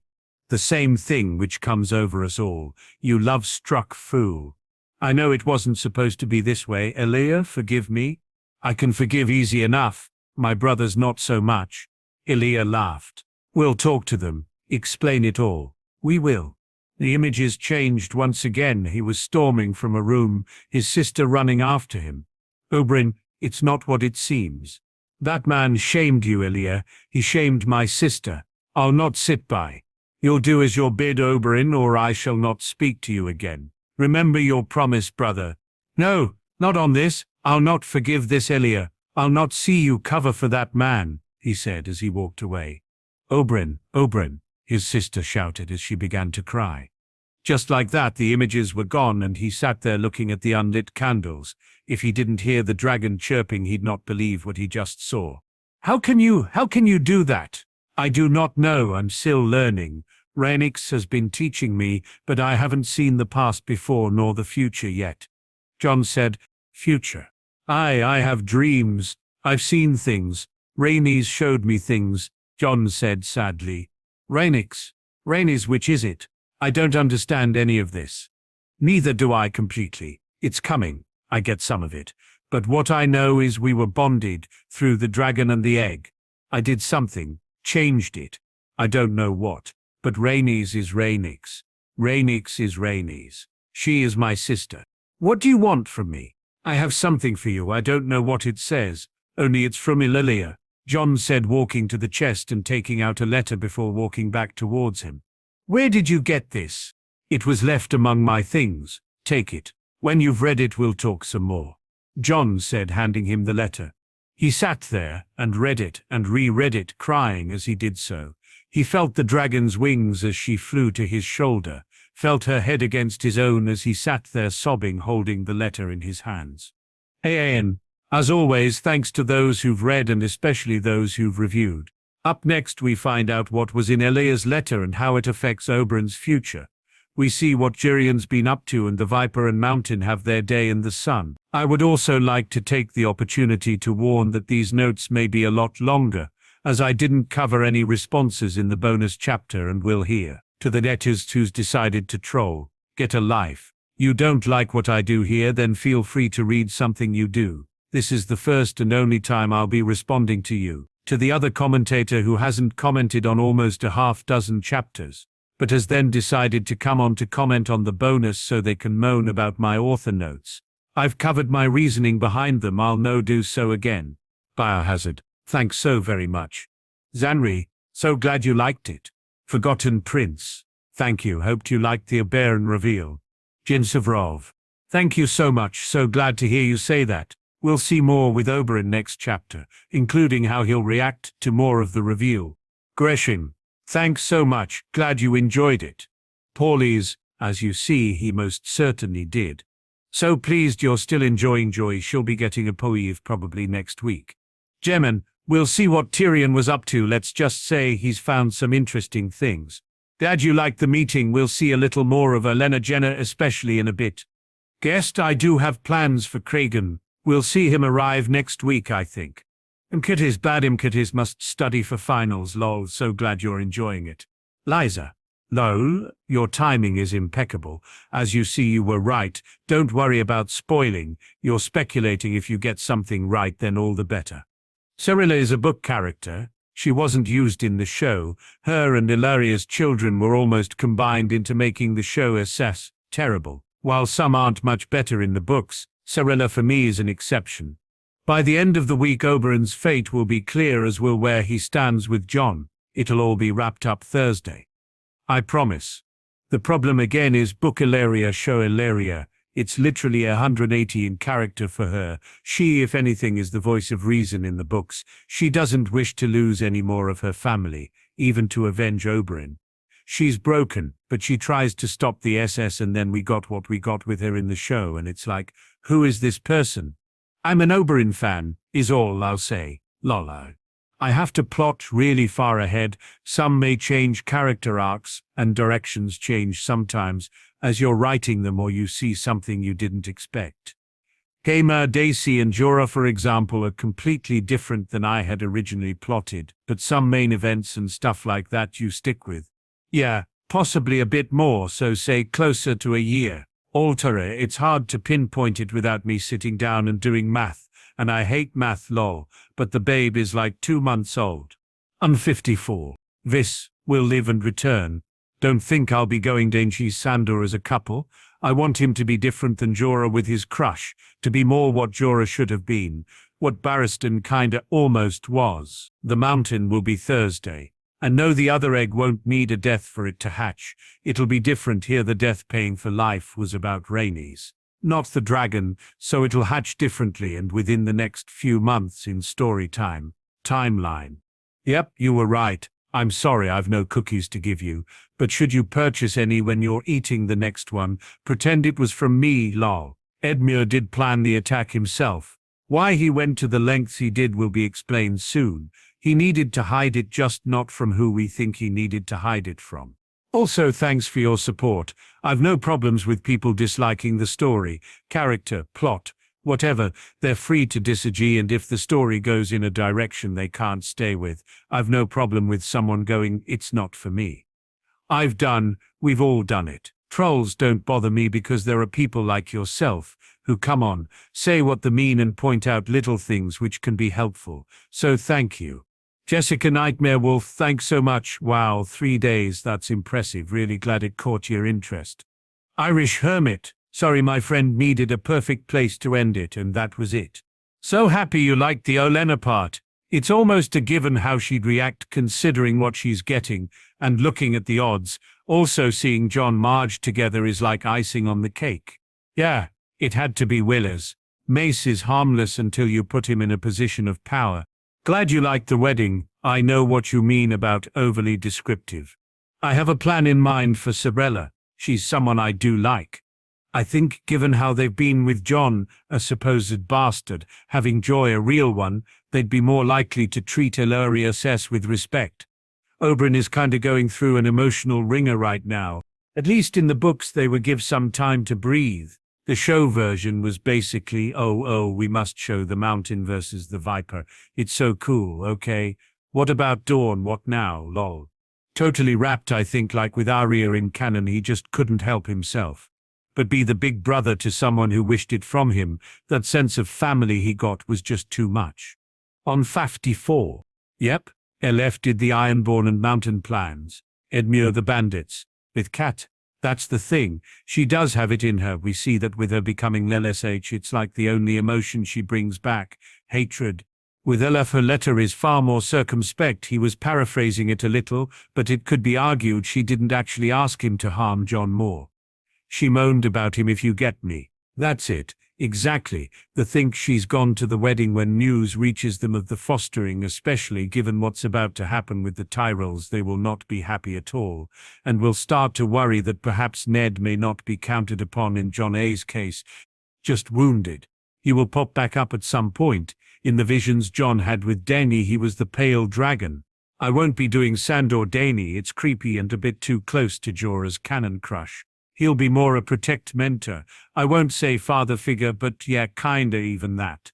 Yep, Aegon is a Blackfire, Jon C. doesn't know. Varys was his uncle and Illyrio his father here. Jon, however, knows full well that his brother died, and with Rhaenys, even more so. I am trying with the BF to see how it is he could manage not to go down with the sinking ship. Battle Mage, you're right, and I've gone in circles on showing Sansa. I think the main reason I'm holding back is to allow her almost see the truth of the world a little. I fear character-wise, if she learned the truth, she'd jump the first time anyone called Jon a bastard, and needs to learn that sometimes you need to keep secrets. So once she's been with Marge or Lena a bit in Highgarden, the next time Jon comes visit, or she does, then he'll tell her. Olenna's been waiting to pull the plug for ages. She agreed with Jaime she'd not do it until he came back from the north. So now, yep, it's gone, and Elef and Jaya will need to scramble even more. I will be hitting the Maester conspiracy. It may not come up this week, but certainly next week what Tyrion found. I won't do the Elia plot here as I'm doing it in one of my other stories, but others will certain pop up, and as for Aerys, I do have plans for that. As you see, Oberyn has the letter. They've worried and wondered about it, but he has it now. I love Maester Wolf. Sorella is another one of my faves, and I have an idea for her here, so we'll see. On 54, you're right with Sandor. It'll be more the role Jorah really should have had. We'll be seeing more of them as we go. This is alive, so he'll pop back up. If you look back at the visions Jon had of Dany while he was north, you'll hear him mentioned. Aegon is fake here. Jon knows Aegon is dead. He's seen him in his visions with Rhaenys, and she certainly knows. I agree about Dany, but she'll be staying in Essos for a while. She will be getting her canon dragons and some of her canon storyline, but both differently and without the Drogo marriage. My take on Mel is that she, following the false prince, almost tried to force it to be true. Here she'll be following the true one, and he has a dragon and some powers which will confirm that, so we'll see how it changes things. I funnily enough do have a jealous Margaery part coming, though not Mel, and Jon will have his own jealous too. As much as I may dislike Cat and have ramped up her character here, I don't see her doing that. Here it was more Elef's delusions. She might, despite everything. I do believe she is in love with Ned, and she's not the type I could see cheat. Now if they were done for, perhaps, but certainly not before that. Mel here is loyal. With Cersei, she had a mental break. Finding out Jaime was marrying another forced her to snap. When she woke up, she found she was married to the king. So in dealing with Jaime, her mind kinda created another reality. She went into a fugue state where she believed being married to the king. All her dreams had come true. They must be so in love and have beautiful children, etc. So she behaved as a loving wife, only for the mind to eventually snap back, and for her to then think, what the hell are all these crazy people doing? Aliski, we've seen the first part, the second and the mountain are next. Barry Dixon, thanks so much. Yeah, I didn't want to split it, felt better contained in one chapter. Glad you liked the Olenna parts. And as you see, we're into Oberyn J. Rhaenys now, on the pups. Maybe I'm not making it clear enough. And if that's so, I apologize. It's Ghost, Fang, and the black pup. If you see two pups, it's always Fang and the black one. Fang hangs out with them as both pups are still too small to fully run around and follow just yet. Esseron, we'll see with Oberyn. I agree on that with Tywin, and here don't worry, it's coming. It's all about timing though. Ned, for example, needs to be hit with reveals that don't just break him before Cat can be dealt with an enemy, or they need to be certain on things. We'll get our first insight into Tio in the next Around the World chapter. It'll be the first time I show him as well, him. Enna Kick Mind, glad you liked the wedding. One reason the Olenna Jenna Jaime scene was short was it was an easy negotiation, and Olenna will be staying at the Rock for quite a bit longer, so they'll have a lot more time to speak. Yep, Loras will be given a slap and a hug. Lolai. I will have a little teasing going on with Jon, Loras, Marge, Sansa once we get past this week. It's one of my annoyances in Jon rising to the throne stories. Instead of making alliances and bringing in competent people, most seem to overly rise Cat or something, or make Sansa into a genius. There are smart people out there. You would use them. I do think they make an interesting partnership, and it'll be fun to see Dany and the Hound's adventures. Agree completely on the BF. It's like he got the entirety of the good genes. Onja, thanks so much. XX Dragon, sorry stopping it before would have left the story off, and to continue on would have meant another 1,000 or more words, so I needed it to end. Lolo. Anyway, we're there now, and the next chapter will finish it off and move us to the mountain. Hope you liked the bonus. We'll be seeing a lot more of Dany and Sandor as we go. Lord Villarreal, I figure him. Brienne when she finds out, and then Garland who'll be like you did. What will all be fun. Melody. Couldn't agree more. Robert, being a kinslayer, should have been used to smash Ned over the head when he spoke nice about him. Olenna being on your side is like making you OP. It's just not fair. Lol. Edmure being unmarried is another of Graeber's things that make no sense whatsoever. Wonder why he's doing that. Oh, that's why, man, he really needed the RW to happen, didn't he? It's funny when writing some of Jon's lines, there are double meanings, future plot points that I try to lay seeds for. The speech in Cly was one of them, as I knew this was coming. Jon literally warned him he'd lead House Tully to its ruin, and guess what? Lullo. The Theon thing just bugs me every time. It makes Ned out to be a moron. I think more than anything. No way he can allow him be that friendly with Robb. In the end, look at what their actions did to their houses. They almost skated by for years, but their houses were built on sand. We'll see the spa once all the wedding guests have left. We'll be seeing a lot more of Sandor and Dandy once we're done with the mountain. BF will be hitting River Run very soon, and it's always fun to see LF's plan go up in smoke. Guess Jon A is behind a lot, but not that, and he's working through LF more so than being directly involved. He's kinda subcontracting it out to LF.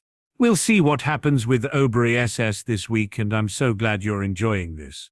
Mr. LaGuardia. So be it. If it's not working for you, then it's not working for you. I have a plan and things plotted out, reveals and storyline, loose ends to tie up in a specific time and when it suits my story. Nothing I've put in here is superfluous or wasted. It's there for a reason and will be resolved and explained when it's time for it and not before. Of course, lots of people know about Jon now. It's what would happen when expanding upon a conspiracy. It's moves you need to make to bring people into that conspiracy. Yes, the more people who know, the more chance there is of discovery. But in essence, once Jaime felt the West was ready and he could protect Jon if Robert came for him, then they would be less wary. Now with the North Reach on board, even less so. Truth be told, they could take the throne tomorrow. They have the numbers, the gold and the claim. They won't, because it's not how you do it. As for him winning people over, geez, I'm sorry, but the guy with the rightful claim, with proof of who he is and with the backing of the most powerful kingdom house in Westeros, is able to sway what are in essence loyalist houses to his cause against a terrible king. Somehow this seems strange to you. Jon is still a boy. He's not gonna go out and win the damn thing himself just yet. Others around him, some at his direction, some acting under their own remit, will. Or did you not remember, Varys basically doing the same for Fagon? Foxy. Yes, indeed it does. Mercedes, he may need to be more sullen and broody in the future. I'm not a fan of the Tullys either, barring the BF, but we should just kill them horribly. No need to have Mela do it, lol. Phosphorus. Sorry, but I promise the Oberyn Jon Mountain storyline will be resolved by Thursday. Dunk. Oberyn Jon will be resolved by Thursday. Beachwan, how right were you with most of the rest on Oberyn Lal? I do feel, given who he's surrounded by, seeing the little things and big things wrong in the realm, he'd be like, okay, see that we need to change that, and especially that. I had thought about it with Cersei and then in the end went with her mental break almost stopping her, but well, she'll return to Cersei-like actions soon.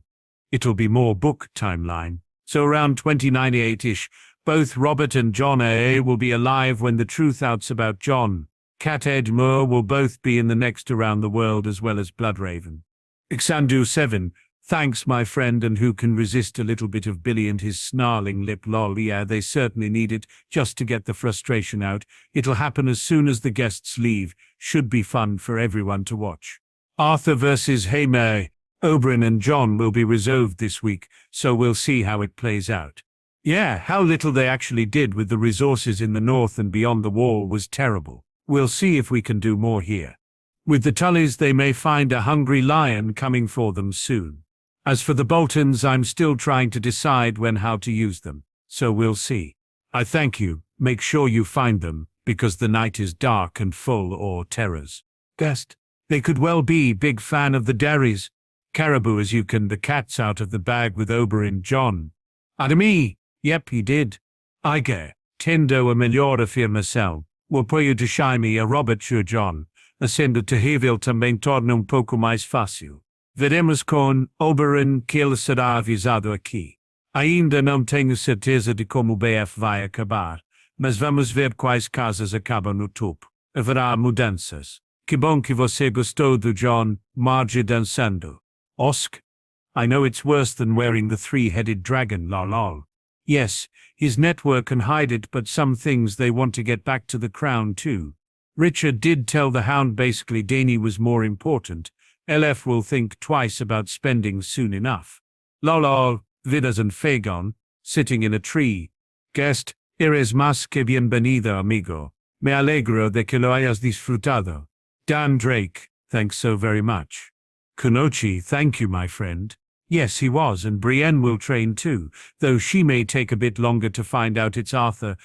I do like Jenna. We barely see her in the books and not at all in the show, but she always interested me. Yes, she will be a force to be reckoned with, and her and Olenna will have more scenes together. Glad you liked the Olenna bit. Just a funny little line. Olenna will play into what the others want and not say anything just yet, but she'll hate holding her tongue. Richard may have thought it, but Jaime was more shocked than anything. That Edmure would do it based on nothing more than a slight was a surprise to him. Yes, you see a little mention of it here from Jaime. Olenna Janna will bring it up too. Daisy will have her moments with some bannermen soon. As for Lyness Jorah, that was it exactly. They wish to recognize what Jon has done for them, but naming him after Jon may not have worked, so they chose Geralt to honor him. Jon will speak to the Daenerys Valerians before they leave. Not sure if they'll meet Rhaenix. Glad you liked the freakout bit, lol. Yeah, I agree, personally liked the WF one better myself, Mace, so didn't get to choose that, lol.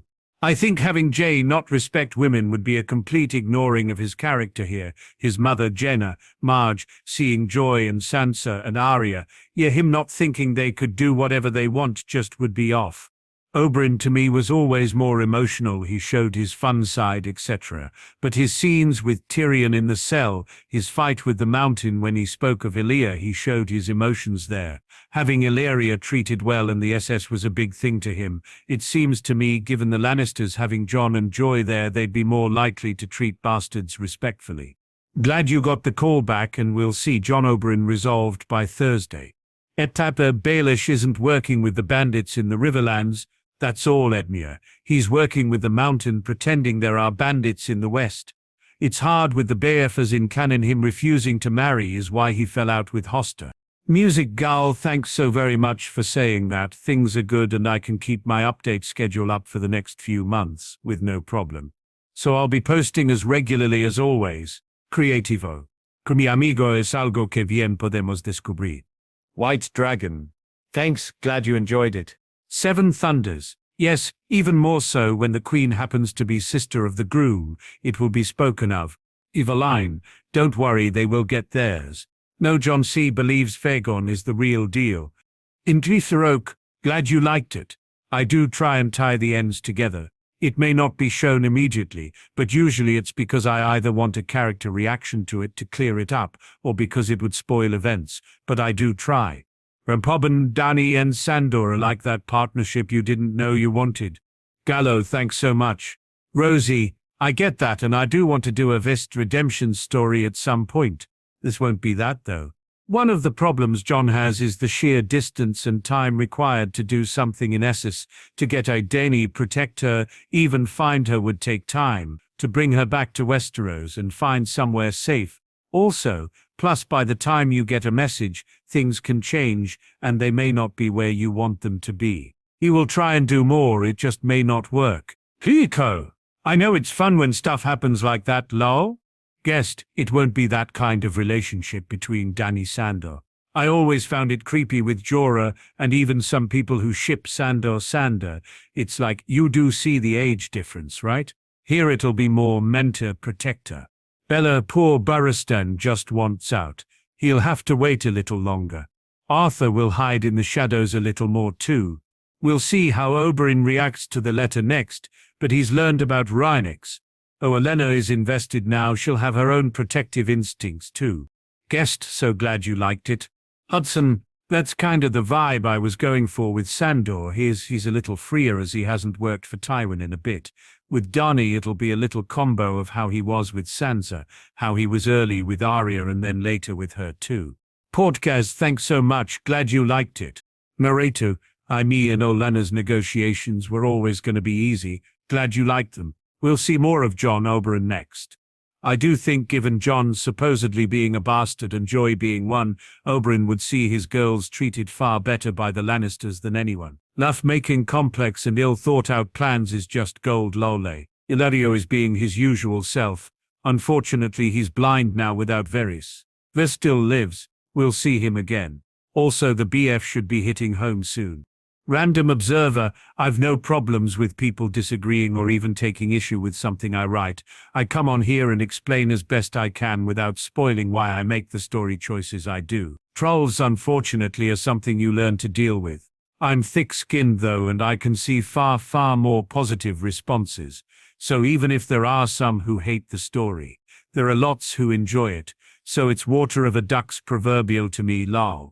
On Cat, that's exactly the thing with her. Her in-canon decision-making is at best terrible, at worst absolutely insane. She causes problems with almost every single choice she makes. She can't let go of her hatred for Jon right up to the point that she argues with Robb about naming him heir. She's indirectly responsible for both the war itself and the RW by her actions regarding the Landsiters brothers. She lets emotion cloud her decision-making almost at every single point. Here I've amped it up considerably, both by the change in circumstances and then by events occurring because of those changes in circumstances. All through the books, GRM is basically leading us and Kat down the road to her being LSH, where all logic reason is removed from her into a simply quest for revenge. He lays the breadcrumbs out by showing her being a slave to emotion, so that when she's resurrected it's one overriding one that defines her. Yet that's cool, and what I'm doing is being mean or irrational to the character. Anyway, thanks so much for your review, and I think you said it most clearly in your first sentence. No one's forcing anyone to read. If they dislike it so much, why bother? I certainly wouldn't with a story which annoyed me. Ashkin, thanks so very much for your kind words. Updates are every Tues and Thurs and occasional bonus chapters. We'll see Kragan more than likely arrive next week. Zan Merrick, thanks so much, my friend. Yeah, it's like what the hell was that? They've no idea one ship could be so powerful. Poor Vicarian will be like, was there a storm? Lol. Or perhaps John C. will live in denial. It'll be a little longer for Barry, but he'll endure. He sees light at the end of the tunnel. With the BF, I'm almost fighting against my plot a little. Logically, things seem to head only one way for him, but I'm seeing if it'll turn out differently in a believable way. Richard kinda knows about LF and the mountain. It was he who tipped Tyrion off in the first place. Vise is alive. If you read back in Jon's visions of Dany during the northern chapters, you'll see him mentioned. As for Dany and Sandor, we'll be starting to see a lot more of them. Casterly Rock 24 AC. Jon, looking at Oberyn as he held the letter in his hands, tears streaming down his cheeks. He felt as if he was invading the man's privacy, as if he didn't belong here. Rhaenys rested silently against Oberyn's chest, gripping his silken coat tightly, both of them silent, almost sharing the grief and loss they felt. Jon turned away to give them time. He surprisingly didn't have to wait long, as he heard Rhaenys chirp and looked over his shoulder to see Oberyn holding out the letter. "Did you read this?" Oberyn asked, his eyes red from where he'd wiped his face. "It was not mine to read, my prince. She speaks of you in it, calls you her son."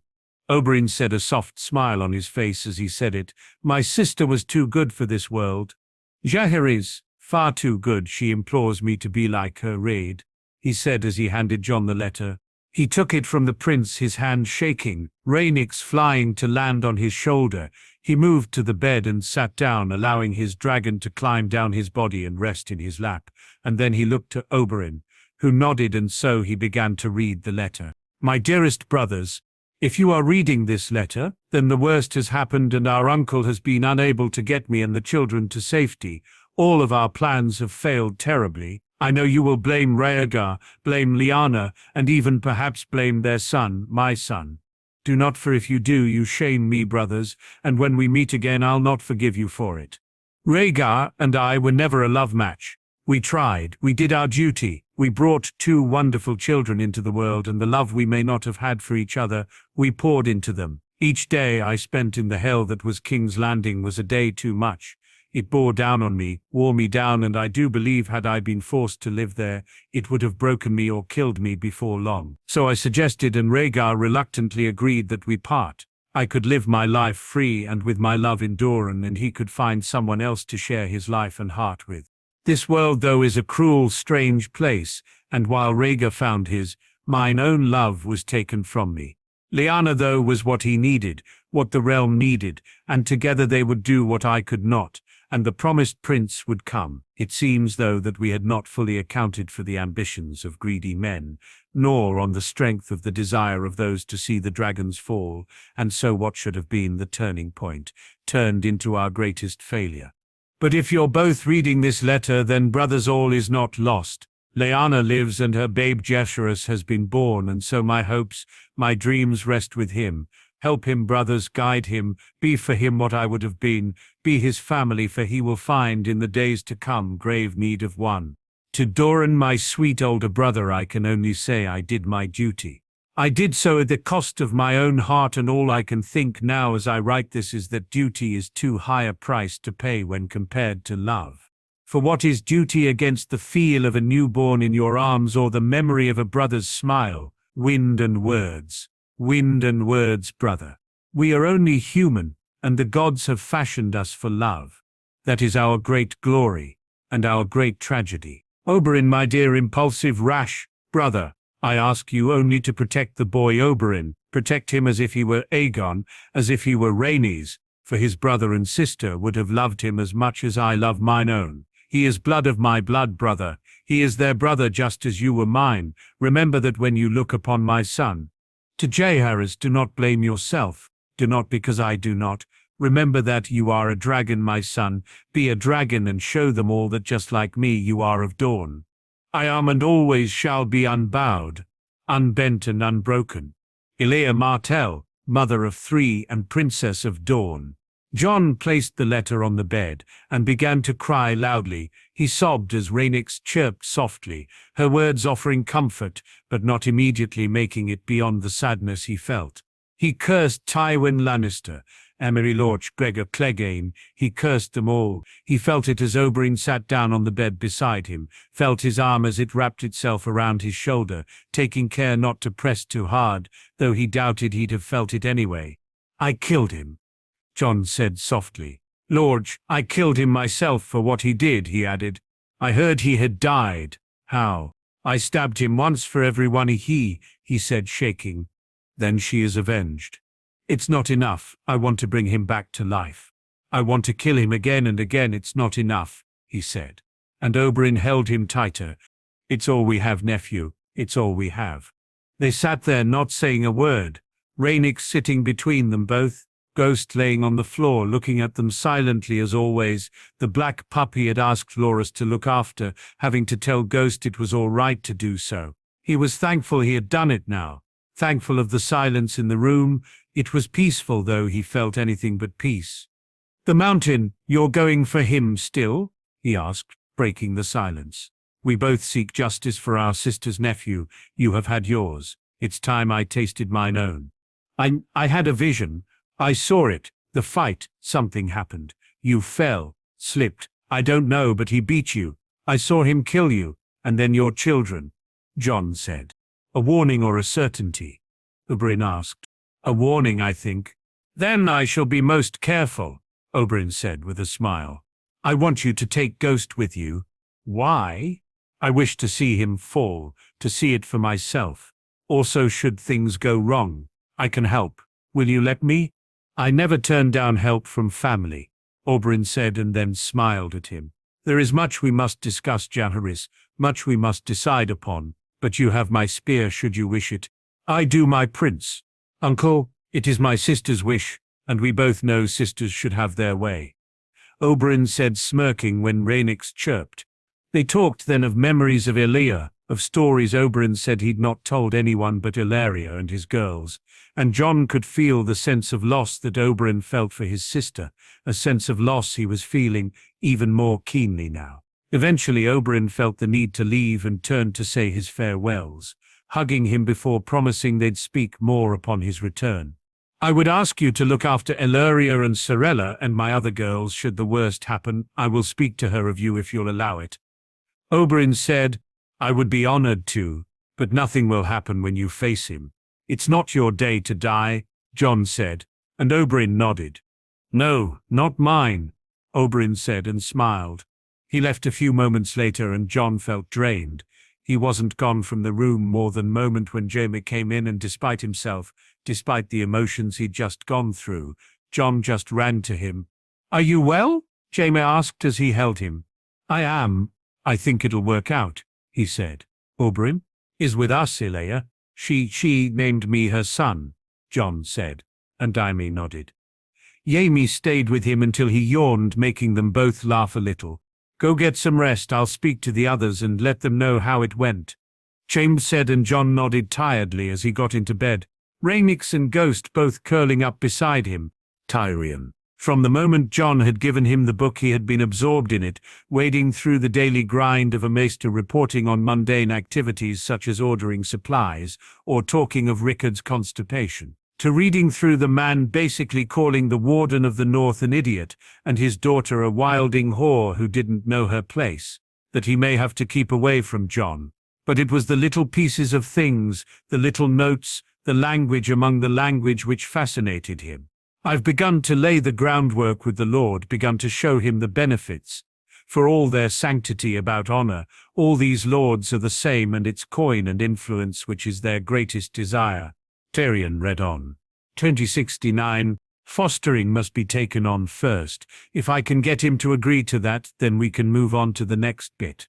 Casterly Rock is out of the question, as is the Red Keep. River Run perhaps, but despite the trade there is no respect for the river lords here. Highgarden too is something he'd not consider.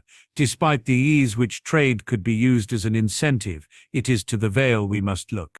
270 AC. Baratheon's fostering creates both a problem and an opportunity. If we can get the Lord of the Vale to agree, a friendship could be formed between both boys. Perhaps then we could move forward with the second step. Tyrion read on through more nonsense and random thoughts. Apparently the Maester loved the winter roses as they reminded him of Old Town, the flowers being one of the few things in the north the man had an interest in. He found no more on fostering. But he knew Ned Stark fostered in the Vale under Jon Arryn anyway. It took him some time before he found anything else worth reading, and in the end when he did he was too tired to read it that night. After placing the journal on his table, he lay down and fell asleep, drifting off and dreaming of flying above the clouds, looking down on the land beneath him, a smile upon his face. When he woke the next morning, he cursed Jon and Rhaenys for making him dream so, though he smiled and wondered if he asked would Jon take him with him when he flew. He had his meal brought to him rooms, broke his fast and began to read once again. 2075. The heir is a brute, quick to anger and slow-witted. The boy cares for naught but rutting like a savage, riding horses and fighting. He is and never shall be a friend of ours. The girl, too, is no better than a savage. The younger son quite malleable, though best kept from his sister. But it seems in Eddard there is some hope, as his friendship with Baratheon is as strong as we had wished for, and he clings to honor as if it's a shield. 26 AC. After much hard work, it seems there is light, my friends. A betrothal has been made, and though we are far from done, it seems we get closer each day. 2078 AC. The woman has fallen ill, and though I've done what I could, or at least look that way, this is a boon we cannot afford to miss. She is not long for this world, and with her opposition to our plans will fade from Winterfell for good. The Lord may listen to his lady, but with her gone he'll be more susceptible, and the dragons are as weak as they've ever been. 2079 AC. I have received the news, and it's better than we could have hoped. A weak woman married to the dragons. The time to act is upon us, and with the lady passed, I believe he'll consider the match. I've laid the groundwork, and the rest is up to my brothers, for I cannot do it all myself. Tyrion sat looking incredulously at the book in front of him. Everything the Starks had done for almost 10 years had been planned out, strategized and made to happen. Not by the will of the Lord or gods, but by men, grey-robed men. He felt his hunger rise, and the stiffness in his legs, and so after placing the journal in a drawer he took a walk, and was surprised at the lateness of the hour. He walked to the kitchen to find something to fill his hungry stomach. Grabbing some cheese and some cold meat, he sat down at the table and began to eat. "What has you up at this hour, nephew?" he heard his uncle's voice as he swallowed some wine. "I was reading." "The journal Jon gave you, I'd hazard a guess." "Aye, it's fascinating. They planned it, Tyrion. What Jon suggested, they set the seeds for it." "The rebellion?" Tyrion asked, shocked. "Not that. I mean, yes, I'm not sure exactly. Nothing in it says that in so many words. It talks of the dragons being weak, but mainly it seems the Master was steering House Stark in the direction they wanted." "How? And who are they?" "They, I think, are more maesters, perhaps the Citadel itself. As to how, firstly, by fostering Ned Stark in the Vale, then the betrothal of Brandon Stark to Catelyn Tully," Tyrion said, noticing his uncle's scowl when he mentioned the Tullys. "Why? I mean, a betrothal, a fostering. What benefits would that bring them against the Targaryens?" "On its own, nothing, but push enough the right way. Did you not think it was strange that in just a couple of moves, 3 kingdoms were joined by blood and a 4th by the obligation to its lords, foster sons?" Tyrion asked. "Not at the time. Lyanna Stark and Robert Baratheon, Catelyn Tully and Brandon Stark and Jon Arryn, right in the middle of it." Tyrion said, "The North, Riverlands, Stormlands, and Vale." Tyrion said, raising a finger after each of them. 4 against 3, and the odds are suddenly shifted. By the gods, it could have been 5. Tyrion said loudly, "What do you mean?" "Lisa Tully. There was a proposal to betroth Lisa and Jaime. It never got anywhere, but I know Huster tried it." Geryon said, his faces showed disgust as he spoke of the Tullys. "Uncle, what happened with you and the Tullys?" "Another time, Tyrion. Let me think." Geryon said, and Tyrion nodded. "Hoster, Jon Arryn. They knew the game too well. They'd be hard men to manipulate, but Robert was a boy and Rickard Stark not used to how things were played here. The Maester, what was his name? Flowers, Wallace Flowers. A bastard from the Reach. We need to find out more, Tyrion, if the Maesters are involved. Then none of us are safe. It wouldn't be all of them, but we need to be careful. We should keep our letters down to the minimum, and only send general ones through the Maesters. Anything else we deliver by hand. I'll talk to her, May. Leave him be tonight. He and Jon had a rough one." "What happened? Have you really been locked away in your room that long?" Geryon said, laughing.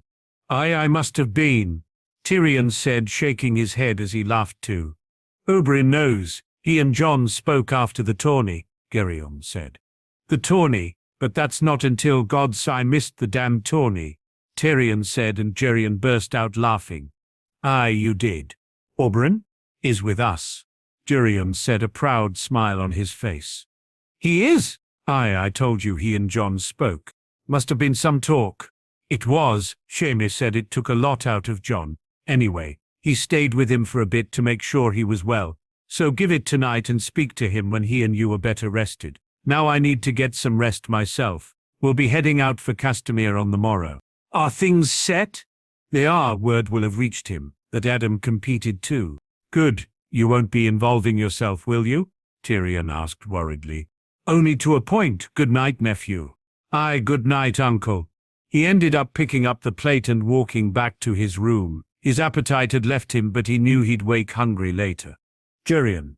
He rode to Lunnisport after saying goodbye to Joy that morning. He was grateful that both Sansa and Margaery, along with Loras and Brienne, were there when breaking their fast, as Jon had decided to sleep on. He could understand why, as the letter left for Oberyn, and Duran had a message for him in it too, according to Jaime, a message which had caused Jon both comfort and upset. Joy had for once not been looking over his shoulder to see if Jon entered the room. If anything, it was Margaery who seemed most put out, though he did sense her worry also. When it came time to say goodbye to his daughter, he had been pleased to see Sansa holding her hand with Margaery making faces at her to make her laugh. Just seeing them together he knew he was right. She belonged at the Rock for now. Arriving at the house Oberyn was staying in, he saw his daughters were already saddled up and ready to go. Oberyn, though, was speaking to the youngest of them, who it seemed would be staying here before he turned to kiss his paramour goodbye. "Lord Geryon, I didn't expect it to be you to escort us," Oberyn said, climbing onto his horse. "I'm the only one of my men the wolf will follow," he said, turning to point at the white wolf who was sitting at the gate. "Direwolves, all my life I had hoped to see one and would never had thought it'd be here in the west," Oberyn said, smiling. "And now there are 3 of them here," Geryon said, smiling. They rode out the gates, Oberyn looking back to smile at his paramour. Geryon closed his eyes, picturing blonde hair and a smiling face, and shook his head to clear it of the thoughts of her. When they reached the gates of Lannisport itself, they met with the rest of their company. 40 of his best men would take part in what was to come, along with Sir Adam's 200 and another 50 from the Rock. "Is this all the men?" Oberyn asked. "No, there are more to meet us. This is just the escort. We've a ways to go." "How long?" "A week at most, my prince," Geryon said, and Oberyn nodded. Listening to the banter of Oberyn's daughters made him think on his own even more. He saw her as regularly as he could, and when he rode to the Rock, he stayed for as long as he could, but he still questioned himself every single time. His mind told him it was for the best. She had Jon and Loras, Kevan's and Genna's boys. For now she also had Sansa and Margaery for a couple of moons at least. She was happy, he knew that. He could see that, and yet he still worried he was failing as a father in some way. Ever since Jon had arrived, it had been different. He saw her come out of her shell, saw her mother in her, in how she loved to play, and in her mischievous smiles, in how she could wrap Jon around her finger with barely any effort. Every day he had seen her look more and more like Brienne, and he cursed himself. Jon and the Tullys, all for different reasons, and all with varying degrees of blame. Jon he cursed for showing him how he had failed her mother, how instead of raising their daughter and loving her, he had almost ignored her and left her to servants to raise. Yes, he had spent time with her before Jon arrived, but seeing him play with her, read to her, he cursed him and was also so damn thankful for him. He felt so much love for the boy, for showing her the love of a brother and for showing him just how close he was from turning into his own. Himself he cursed for allowing Tywin to have his way, for bowing to his brother's will, and for what in the end it cost him and his daughter. He should have been stronger, should have put up more of a fight, but his brother was right. He had been a foolish man who enjoyed song and wine and being a Lannister far more than being a father, though what was true then was not true anymore. Now he wanted nothing more than for his daughter to grow and be loved, and to have the life she deserved. "You seem lost in thought, my friend," Oberyn said beside him. "What? Sorry," he replied, laughing. "A woman, my lord?" "Excuse me," he said, confused. "I was saying she must have been some woman, my lord, if you're thinking of her still." "Ha, she was, and she will be," he said softly. They rode on and stayed that night next to a stream. When the tents were set up, he sat with Oberyn and his daughters, watched their banter, and could see a father's pride in the prince when each one of the girls spoke. He ate and drank and laughed, though his heart wasn't in it, his thoughts still on Joy and Brienne. Taking his leave, he went to his tent. But try as he might, sleep was hard to find, and in the end he got back up and went out to sit by the fire, drinking cool water and staring at the flames. He should have done more, should have told her to stay, but in the end he didn't, and when he found out what had happened, it sent him into a tailspin. Had Tywin not died in the rebellion, he may have killed him himself. So what if it made him a kinslayer? Some kin deserved to be slayed. But his brother was dead, and so his thoughts turned to the Tullys. It was their land. They were lords of it. They were supposed to keep the people safe, to keep her safe. Finding out Jon had been attacked on those very same lands had brought it all back to him, stirred up memories he'd pushed down deep inside, though the more he thought on it, any mention of the Tullys seemed to do that. But since Jon's return it was worse, and now at night when he did find sleep, it was to images of her face, of her smile, and it hurt even more. Why had he let her go? Why had he not gone with her? Why had they not protected her? Jenna. She knew she should speak with Jon, as there were things the boy needed to start to do, things he would need to learn of the faith for one though that could wait, but other simple things, etiquette and more of the interrelationships of the houses. But she allowed the boy his free time, allowed him spend it with Joy and his sister, with Brienne and Loras, and with Margaery, and she smiled when she saw the two of them together, though he had been a little more absent and certainly more reticent since the night of the tourney. For now, though, she had bigger concerns, so she arranged her transport, and to Lannisport she would go. Kevin needed to be brought on board, and brought on board now. He'd stewed for long enough. Walder and Tian would join her, and she wiped the boys' faces herself once they'd broken their fast. Thankfully they had kept their clothes clean for once. Once done, she walked them to the lift and took it down to the awaiting carriage. It was in the end a pleasant journey, the weather just the right side of warm. They arrived at Kevin's residence, and immediately her boys were off and running. When they saw Martin and Willem, it was the last she'd see of their clean clothes, she knew. She was escorted to his solar and found him sitting quietly reading over missives. In the shadows he looked so much like Tywin that it caught her out for a moment. "Kevin," she said, walking and taking a seat. "Jenna, I wasn't expecting you. Were we to meet?" "No, but we need to speak." "On what?" he asked. "You know what, we need to know your position, Kevin," she said, and he sighed. "I don't understand any of this, Jenna. This boy, Jon, I know what he's done for us, for our family, and he seems a nice enough lad, but King, why should we support him? Why not our own blood?" "They have no claim, Kevin. Should it get out, we'd be facing enemies from everywhere. Jon, however, has the best claim of all. He also has the backing of more than just us." "Who?" "The North. The Reach. He may even manage to bring Dorne in, given what Geryon said about Oberyn," she said with a smile. "Oberyn? Why would the Vipers support him?" "I don't know the exact reasons. Something about a letter, but he's with him, Kevin, as are we. So where are you, Jenna? Will you stand with your family, Kevin?" she said, looking directly at him. "He's not my family," he said, shaking his head. "He is mine. He is Jaime's and Tyrion's and Geryon's. He may not have our blood or our name, but Jon has made himself part of this family from the very first moment he came here. Did you know about Joy? I know he was friendly with her. It's more than that, he's her brother Kevin by choice, if not by blood. Have you seen him with Martin or Willem, with Walder or Tiam? I know the boys like him. Jenna, he's older and spends time with them when he can. I get that, but there's more to being a king than that," he said, shaking his head. "Aye, there is. There's trade and making sure people are looked after, making the lives of those you serve better. Has he not done that? Is your own life not better because of him?" "He had nothing to do with it. That was Jaime's choice," he said angrily. "It's no more than I deserve," he added. "Aye, it was, and it is. I'll not argue with you on that. You do deserve it. Tywin was a fool not to see it, but have you ever asked how it was possible, how Jaime was able to do it? Aye. It was Jon who reopened the mines. Kevin, who gained us more gold. Jon who designed the ships you are admiral over. Yes, it was Jaime who gave you the role you deserved, but it was Jon who gave him the means to do so," she said. "The children," he said resignedly, "will be looked after, or do you think Jon would harm them?"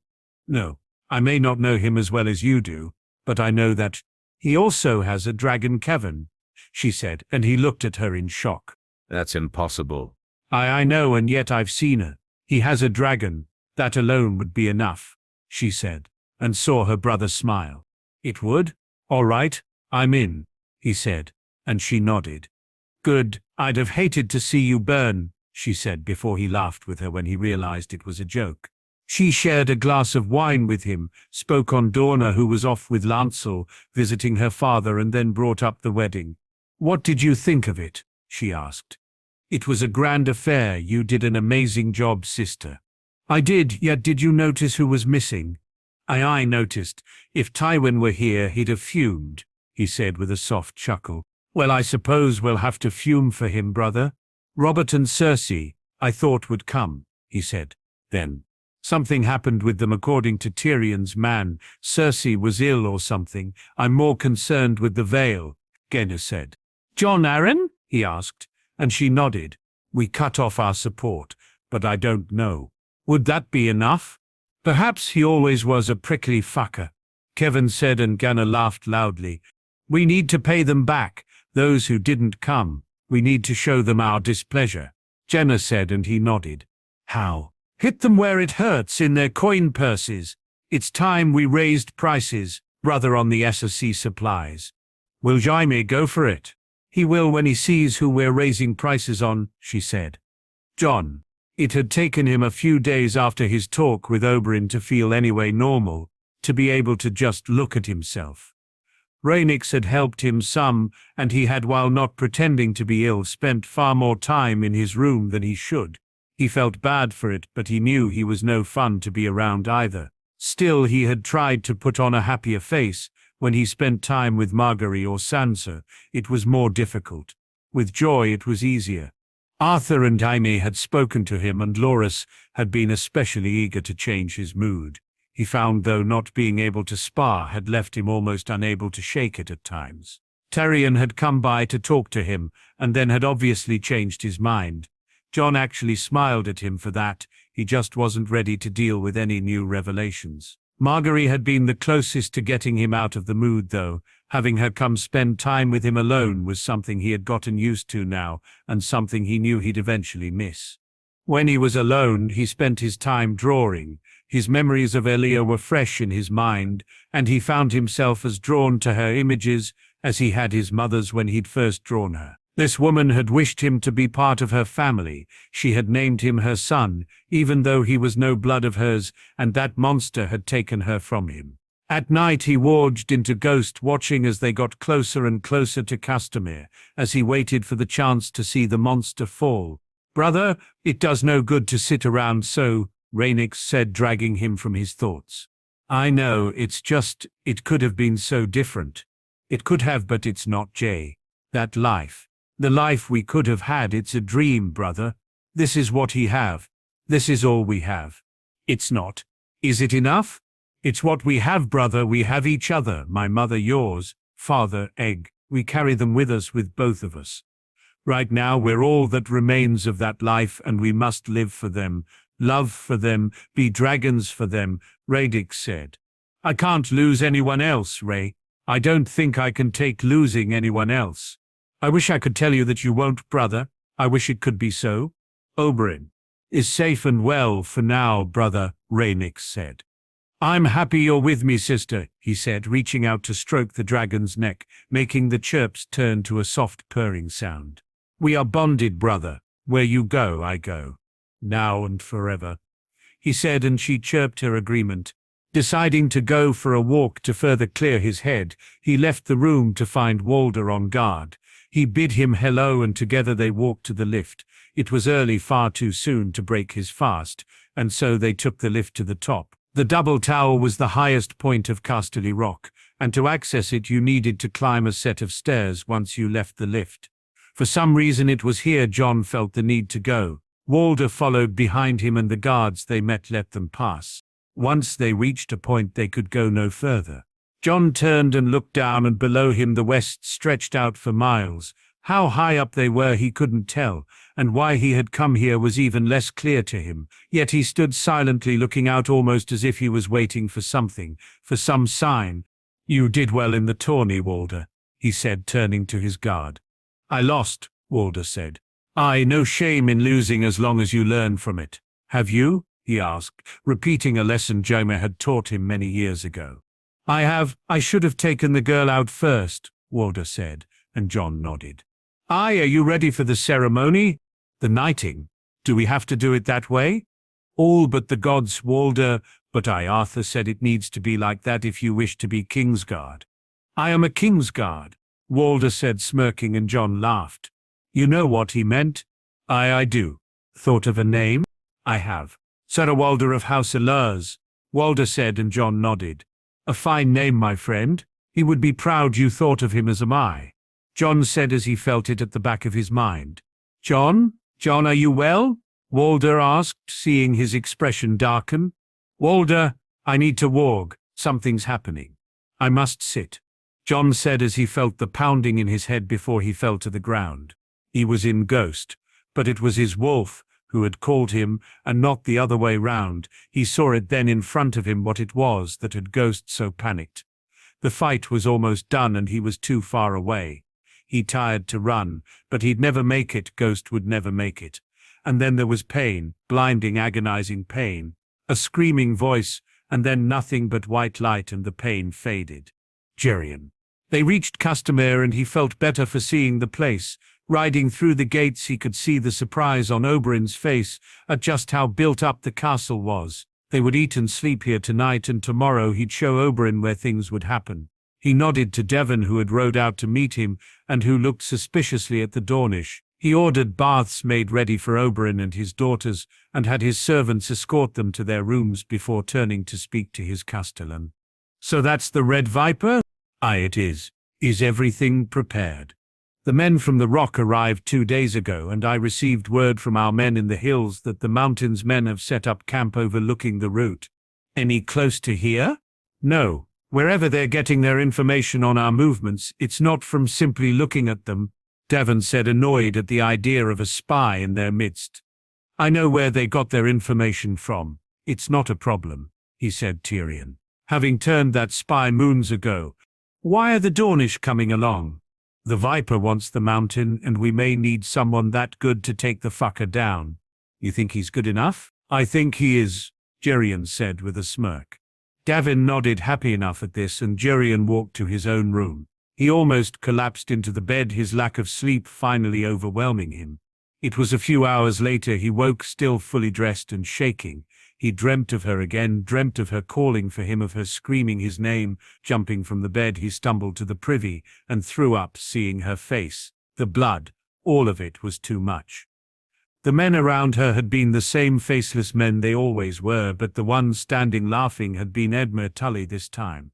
Other times it had been Hoster, but lately it was Edmure. He saw, either way they were both responsible. It was their land, their small folk they'd not protected, their village they'd allowed those men into. They may have caught them later, they may have faced the king's justice, but that didn't bring Bryony back, that didn't give his girl the mother she'd lost. They hadn't even managed to give her a proper burial, and had hushed things up and bought off the villagers with coin or threats. But they had known and done nothing, he had found out later. They had known those men were terrorizing the small folk, and Hoster had left it to his idiot son to sort them out, to solve the problem. Rather than do that, though, rather than ride out and find those men, the boy had drank and whored his way across the riverlands. In the end it was others who took it upon themselves, almost shaming him to do his damn job, and Geryon hated him for that, hated them all for that. My lord, a raven, his maester said as he left the room, handing him the scroll. The mountain has arrived. Adam. He walked to the hall to find some of his men had already arrived to eat. Devon sat the high table with Prince Oberyn and his daughters. He was happy to see he'd known to do that without his instruction, though he did know Geryon's own feeling on bastards, so perhaps he didn't need to be told, he thought as he sat down beside the prince. You look terrible, my friend, Oberyn said, and he smiled back weakly at the prince. Just tired. You should read this. He handed him the note. The enormity that rides is here. Oberyn said, smiling. He is. All is set tomorrow. I'll show you where you need to be. Good. Geryon turned to see his men jump to their feet when Ghost walked in. He smirked, looking at the wolf as he strolled past them, walking to the high table. Ghost sat down at his feet, and he wondered if this was how Jon felt as he looked out to shocked expressions. Oberyn looked at the wolf and then him and shook his head. Darwin, who knew the wolf some from his own visits to the Rock, just ignored him. He called for food to be brought and for a leg of deer for Ghost, who licked his hand. The wolf likes you? Oberyn said. Aye, me and Ghost get on well, thank the gods, he said, rubbing the wolf's head. You're fond of the boy? More than fond, my prince, Geryon said, and Oberyn smiled at him. Good.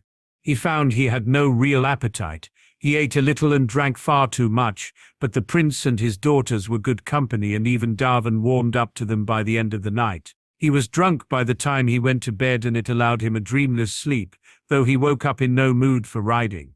They broke their fast, and he readied himself to set out. He would show them where the ambush would take place, and then, despite his own feelings, would return home. A large part of him wished to join in, to help take the mountain and his men down, to exorcise some of the demons from his mind. But he couldn't take the risk. Should anything go wrong, then Joy would be alone, and that was something he swore he'd never let happen. They rode out, and it took them a couple of hours to reach the spot. His archers would line the route they'd bleed the mountain, and his men and the rest would be up to the prince. "I wish you good fortune, Prince Oberyn," he said as he was ready to ride back. "I thank you, it's a good spot." Oberyn said, looking around the valley, "My men will follow your orders, Adam, and the others will chase them, and we'll bleed them so you'll have less to face. My girls and I will deal with any who make it.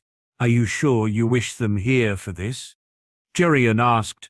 "Elia was their aunt, Aegon their cousin. I could no more stop them from being here than myself," Oberyn said. "I hope you get the justice you seek," Jerian said. "It's not justice I seek, it's blood. The debt he owes my family can only be paid by blood," Oberyn said, and Jerian nodded. Oberyn. Patience was never his greatest strength, and he had been feeling more and more impatient as the days had gone on, riding to Castamere, staying in the castle, and now here in this field, all of it testing him, but the goal he sought, the prize he came for, made it all worthwhile. Seeing her, hearing her speak, he closed his eyes and smiled, grateful he'd had the opportunity to do that once again. He looked to the White Wolf, who was crouching and keeping more silent than he or his daughters could ever do, and he smiled. He was not the only one seeking vengeance for someone he loved. "Are you in there, nephew?" he whispered, and the wolf looked at him, and he believed he saw him there. Having him with him felt right somehow. It was like he had told Jerian he would not stop his daughters from being here. He'd not stop the boy she considered her son, the boy who had avenged her daughter. He wondered how he'd have taken the news from the boy had he not shown him what he did, had he not proved to him who he was, who she was, or had he not read his sister's wishes written in her own hand. Would he have blamed the boy, blamed a child for the sins of their father? Would he have welcomed and accepted the boy? He honestly couldn't tell, but he was happy he had no need to make those choices. He had pledged his spear to the boy. Doran would do the same, he was sure. Doran would see her son on the throne, and he would be there to make it happen. He owed it to her as much as he owed this to her. Vengeance and justice. Jaehaerys had proven he knew the importance of both, that he was a son of Dawn. "How much longer?" Obara asked impatiently. "I don't know, sister. He'll be here when he's here," Nim said. Is that Daemon?" Tywin asked, and he watched as the horse raced towards them, the men thankfully seeing the color he wore and holding their fire. "It is," Obara said. Daemon's horse raced past them, and he waited as his former squire hobbled it and ran back towards them. He was out of breath and covered in dust. "The attack's begun. They've blocked off the route," he said, panting, as he lay on the grass. "Is he with them?" Oberyn asked. "He is my prince, for Ilya and Aegon," he said, and his daughters and Daemon responded. "Ilya and Aegon." He looked to the White Wolf, who nodded and then turned to watch the path ahead. The valley they picked was a killing field, one way in and large mountains either side. It was narrow, and though there was plenty of grass, it was almost barren. At the other end, 50 men from Casterly Rock protected the way out. Once in here, it was fight or die, and that's exactly what Oberyn was ready to do. It seemed to take an age for the sound of the horses to reach them. How many men had made it, he didn't know, but when he looked, he felt a flicker of doubt. The mountain had more than 10 with him as they charged, and then the arrows flew. The sky was full of them, it seemed, and they soon found their mark. Men, horses, and finally the mountain himself was toppled, and when he saw it, he rose to his feet and moved towards him. "The enormity that rides is mine. Do with the others what you wish," he shouted as his daughters Daemon and Ghost fell upon the men. He looked around, seeing the mountain rise to his feet, his greatsword drawn. To his left, Obara and Tywin were fighting 3 men, Daemon and Naim fighting 2 on his right. There were 4 other men getting to their feet. None of them would manage to help their friends, though, as he watched the White Wolf do its deadly work, and the screams resonated around the field. The Lannister men came out from their hiding places and lined up ready should the mountain run. But he could see the man had no intention of doing that. "Elia Martell, you raped her, you murdered her, you killed her son," he said, raising his spear. He moved closer to the mountain, whose great sword was larger than Oberyn. There the monster stood like the Braavosi Titan himself, legs apart, heavy plate armor dark and grey, and the huge sword held in front of him as he looked out at the carnage around him. "Elia Martell, you raped her, you murdered her, you killed her son," he said angrily. He spun in the air, holding his spear before him. He dragged it down the front of the plate mail, the mountain raising his sword in defense. "Elia Martell, you raped her, you murdered her, you killed her son." He turned and came at him from the side, moving fast. He caught the side of the helm almost, but not quite, knocking it from the monster's head. "Elia Martell, you raped her, you murdered her, you killed her son." He moved faster now, the great sword swinging over his head as he ducked. He caught the mountain on the chest, across the side, on the back, his spear working as an extension of his arm. He hit the helm again and knocked it off before catching the mountain with a slash to the face which brought blood and a bellow from the man. "Elia Martell, you raped her, you murdered her, you killed her son." He looked to see his children were done, the men dead, Ghost chasing down one who tried to run away, the White Wolf's bloodlust just like his own, not even close to being sated. He jumped in the air and brought the edge of the spear down on the mountain's arm, the blow not penetrating the heavy armor, but he felt the bone break from the impact. Not that it made a difference, as unlike most men, the mountain wielded his great sword single-handed. He jumped back and then to the side as his attacks brought an angry response. He felt the wind from the blade as it came close to his face when he ducked. He spun left and feinted right, and when the mountain took the step that way, he was upon him again. "Elia Martell, you raped her. You murdered her, you killed her son."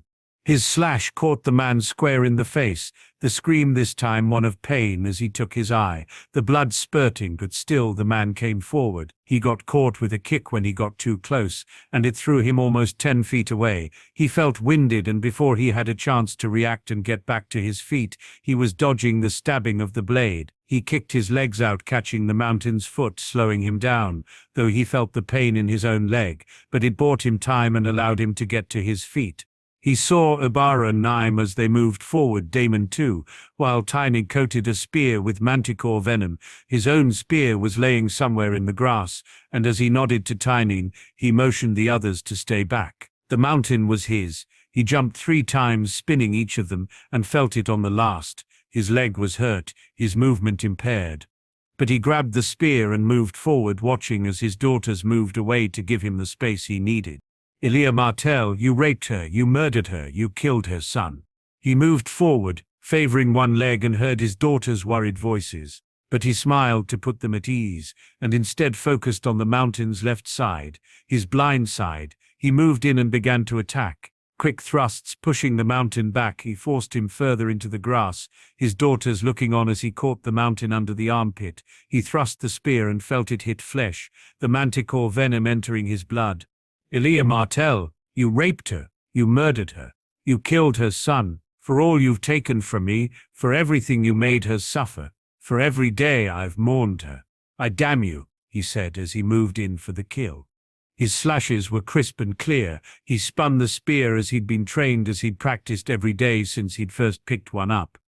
He moved forward and caught the mountain's sword, forcing it down and then taking his blade off it. He aimed for the monster's neck. He moved forward and felt the stone give way under his foot, felt himself lose his balance, and he watched on in horror as the mountain snapped his spear shaft in half. "Father," he heard the agonized screams of his daughters. "My prince," he heard Daemon shout. As he fell to the ground, he looked up to see the shadow standing over him, saw the sword rise, and he waited.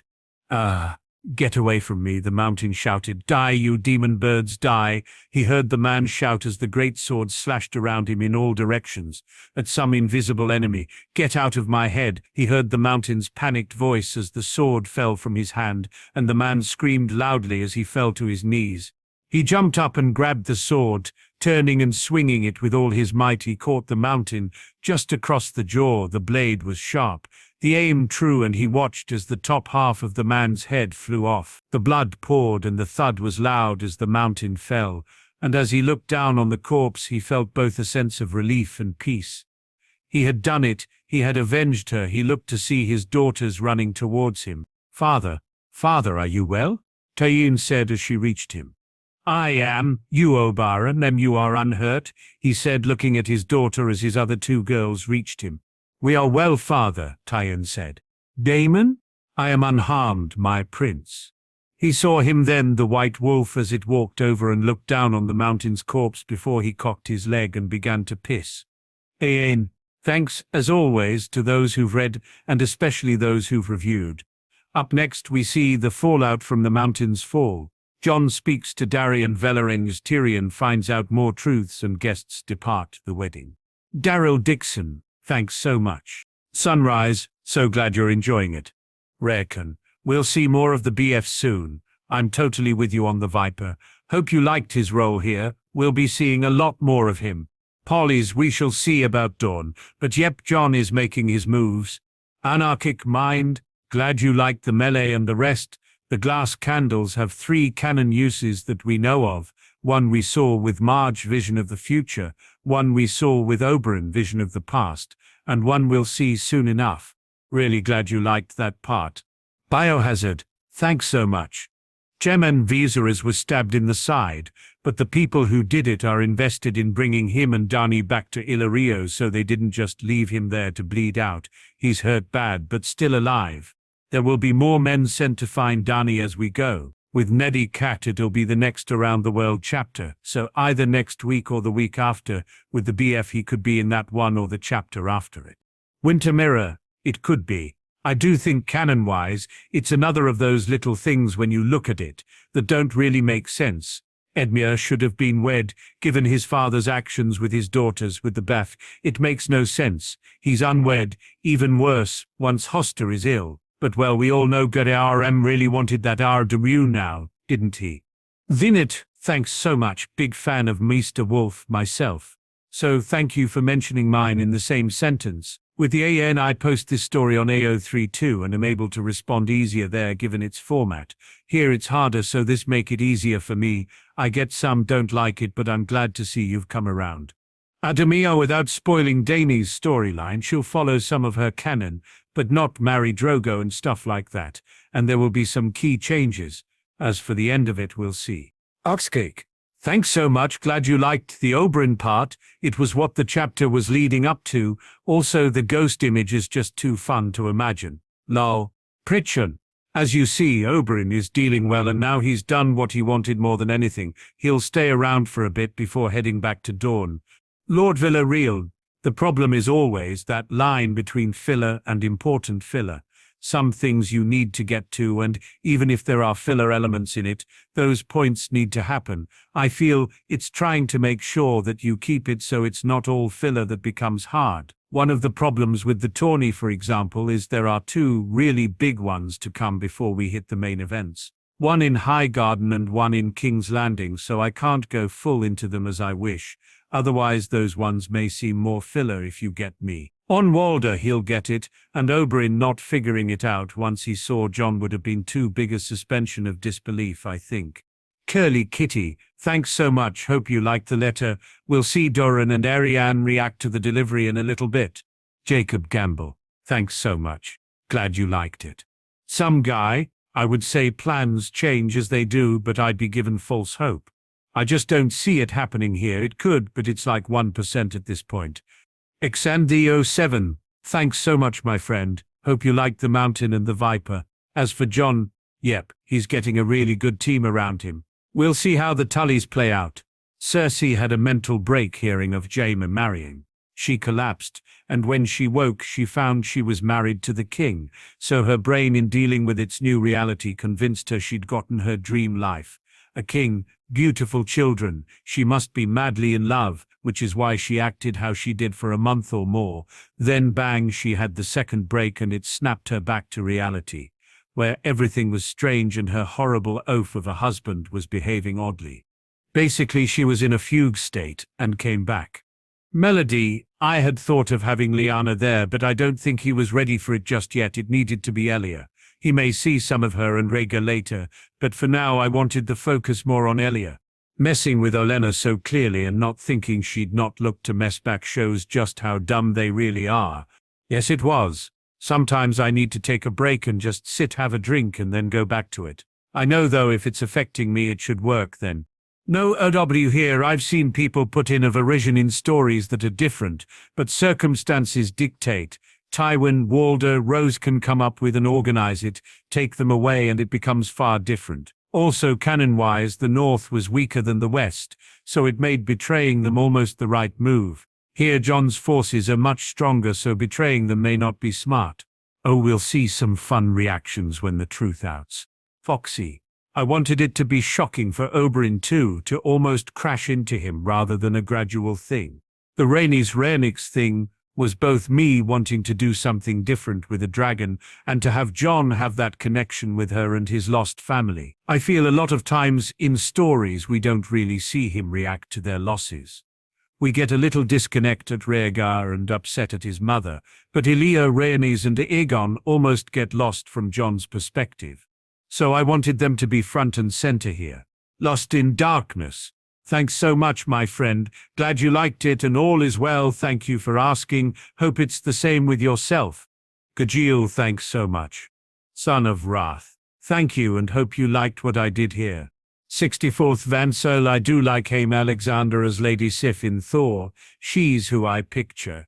Ronin, thanks so much. And Obi, you have my deepest sympathies. I hope whoever did it rots in hell for eternity. Nachu, thanks so much. As Wade Garrett says in Roadhouse, I'll sleep when I'm dead, lol. Battle Mage, no worries, I welcome the anesthete. With Sans, it wasn't that he wasn't allowed to tease her as he made it clear to her, and she laughed about.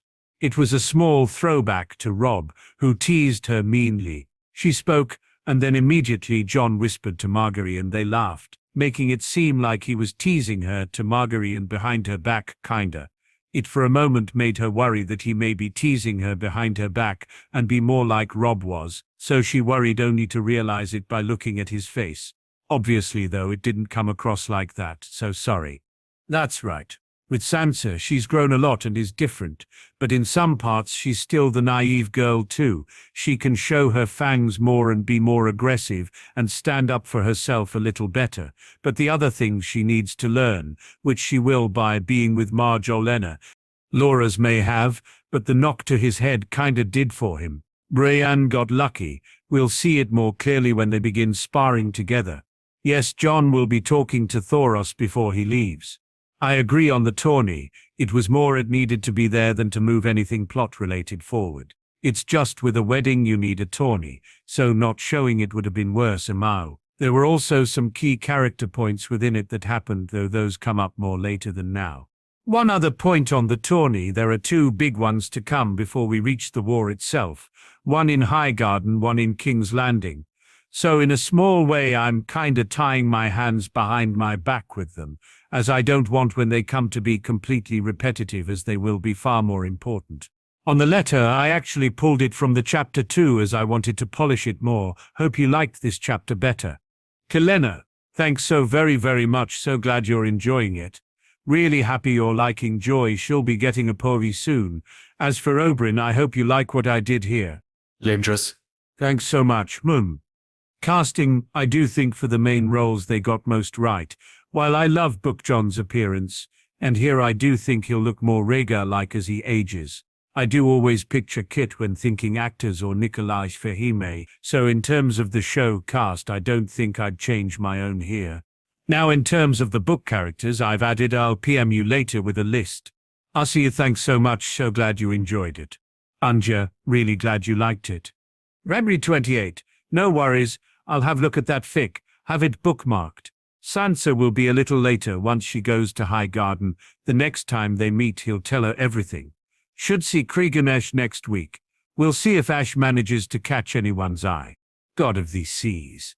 It's he problem with being invested in a character and not liking a direction, We all can be guilty of it a little, so I don't mind. It's when it becomes you're doing this and that's not how they would act that things become annoying. Canon only works in canon settings. Once there are event changes, circumstantial, it changes things.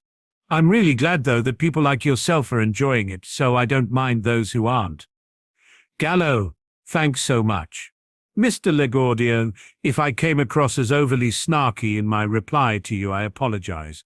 I was having a frustrating day and I perhaps wasn't in the mood for a critique as much as I should have been. I do get your point more clearly now. I know at times it may look like I'm not following through on certain events, revelations, and in some aspects that can look like they're being, while not ignored, almost pushed aside. One of the things I try to do is have reveals, truths, etc. come up in the correct POV, so we may not see a character for a while because what their POV may reveal is spoilery or they're needed to react to events, etc. With Kragan, what he means, how it'll affect things, etc. For example, Jon has dealt with it simply. He's taken Arthur's words at face value, pushed it aside and moved on to the larger problems of the day, but it's still there, it's still hanging over things. He spoke to Jaime on it, but not Geno or Olenna or Tyrion, so Jaime is like, well, cool, we don't need to worry then. Others won't be the same. They'll bring a different POV into it, allow it to be examined more thoroughly. For Jon, though, it was like, yeah, fine, that's a problem. Obedio, you do realize I've just been attacked, lost a man I consider a friend, killed my first man, seen my sister reborn, and will now have to tell Margaery and her family the truth about myself. So Kragan be damned, lol. Not quite, but you get what I mean. Now that, along with other things at different times, means certain events get pushed further down the line. They don't get dealt with and can look like I'm glossing over them, and it can, I understand, be frustrating when you see it and go, wait, that's it. That can't be it. And also me just saying I'll get to it doesn't clear it up either, as maybe I will, or maybe I'm just saying that. But I do promise, plot lines, threads, setups I've made, even things that seem minor or may only make sense in my head at the moment and then will become clear when they're shown. I do spend time thinking on them, and when they come up is carefully thought out. I'm glad you're still enjoying the story, and thanks for giving me the benefit of doubt for so long. Once again, I'm sorry if I came across snarky. It wasn't your post, it was myself that day. Spartan, so glad you're here with us, really happy you're liking it and hope you enjoy what's to come. Guest, I do think it's the show's fault in a way. With pairings, the age of the characters kinda gets lost a bit. I actually feel the same way personally about Gendry Arya too. She's far too young when they're together for any romantic feelings to develop given the situation they're in. I also prefer her with Ned Dane though, so I may be biased too, lol. Hope you liked Oberyn here, we'll be seeing more of him as we go. Flick, thanks so very much for your very kind words. I'm so happy you're enjoying it. Liza, with Oberyn seeing Rhaenys fresh in his mind from the flashback vision with Bailey, and she was clearer in his mind than she would have been had that not happened, so when he saw Jon's smile, it was like bang. Where for Barristan he need to see more of Jon, and in the end it was actually him thinking of Harrenhal that made him see Jon for who he was. With Jon, he's beginning to look more and more like Rhaegar as he grows older. He'll need to do something to cover that up too until the time is right. Hope you liked the mountain fall. We'll see the BF soon enough and his and Hosta's reaction. Jon E has a POV in the next Around the World chapter, as does Ned, Cat and Bloodraven. Can always count on Cat to mess things up. I actually screamed at the screen when I read she'd done so again. Lol. We'll see some more of Rob in a little bit. I plan on doing a few pop-ins to White Harbor to show him growing. Mechanical Dreamer, thanks so much for saying that. On Joy there is an explanation for it, and she'll be getting her own POV soon, which I hope will clear it up more. But she is kinda playing a game to amuse herself a little, which is part of it, and I kinda show her in more childish scenarios, so she can play that game, rather than the more serious ones. But in the end I should have shown at least one or two of her taking her lessons, so it was more clear. Anyway, here POV, I hope we'll clear it up. No, nothing wrong with gloating. Guest lives. Jessica Naimer Wolf. Thanks so very much. Glad you like it. Mess lady, as you see he had help. I also think it was his desire for Tywin to be named and shamed publicly. He should have just killed the man. Lejoy. I agree completely. Those are just two of the reasons why he didn't do the job well. I know he was also suffering from the effects of the war, and he also just wasn't cut out for it. Personality-wise, my main issue is we're supposed to ignore all the evidence of his lack of actually being a great lord, and just accept it on face value he was, when the evidence doesn't back that up. Forgotten Prince. So glad to hear that. Tanitha. Glad you liked them. I understand about Renix not being clear. It is by design. Jon, as you see here, doesn't really understand it either, so as he learns the truth, and he will, so will we. I promise there is an explanation for it, and it will come. Bella, Oberyn knows or will know the truth about Aegon, so don't worry on that. However, Bloodraven is not on Jon's side here, far from it. Then Merrick, thanks my friend.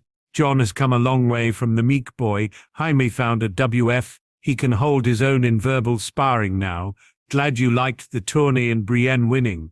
With Richard, it's him pointing out that despite what they think, they don't really force the issue. Dorne has been basically a kingdom to itself under Robert. Should worse come to worse, they could live with it being the same under Jon, and if need be, they could end it. Their support isn't vital, it's wanted, and Jon desperately wishes for it, but he can live without it.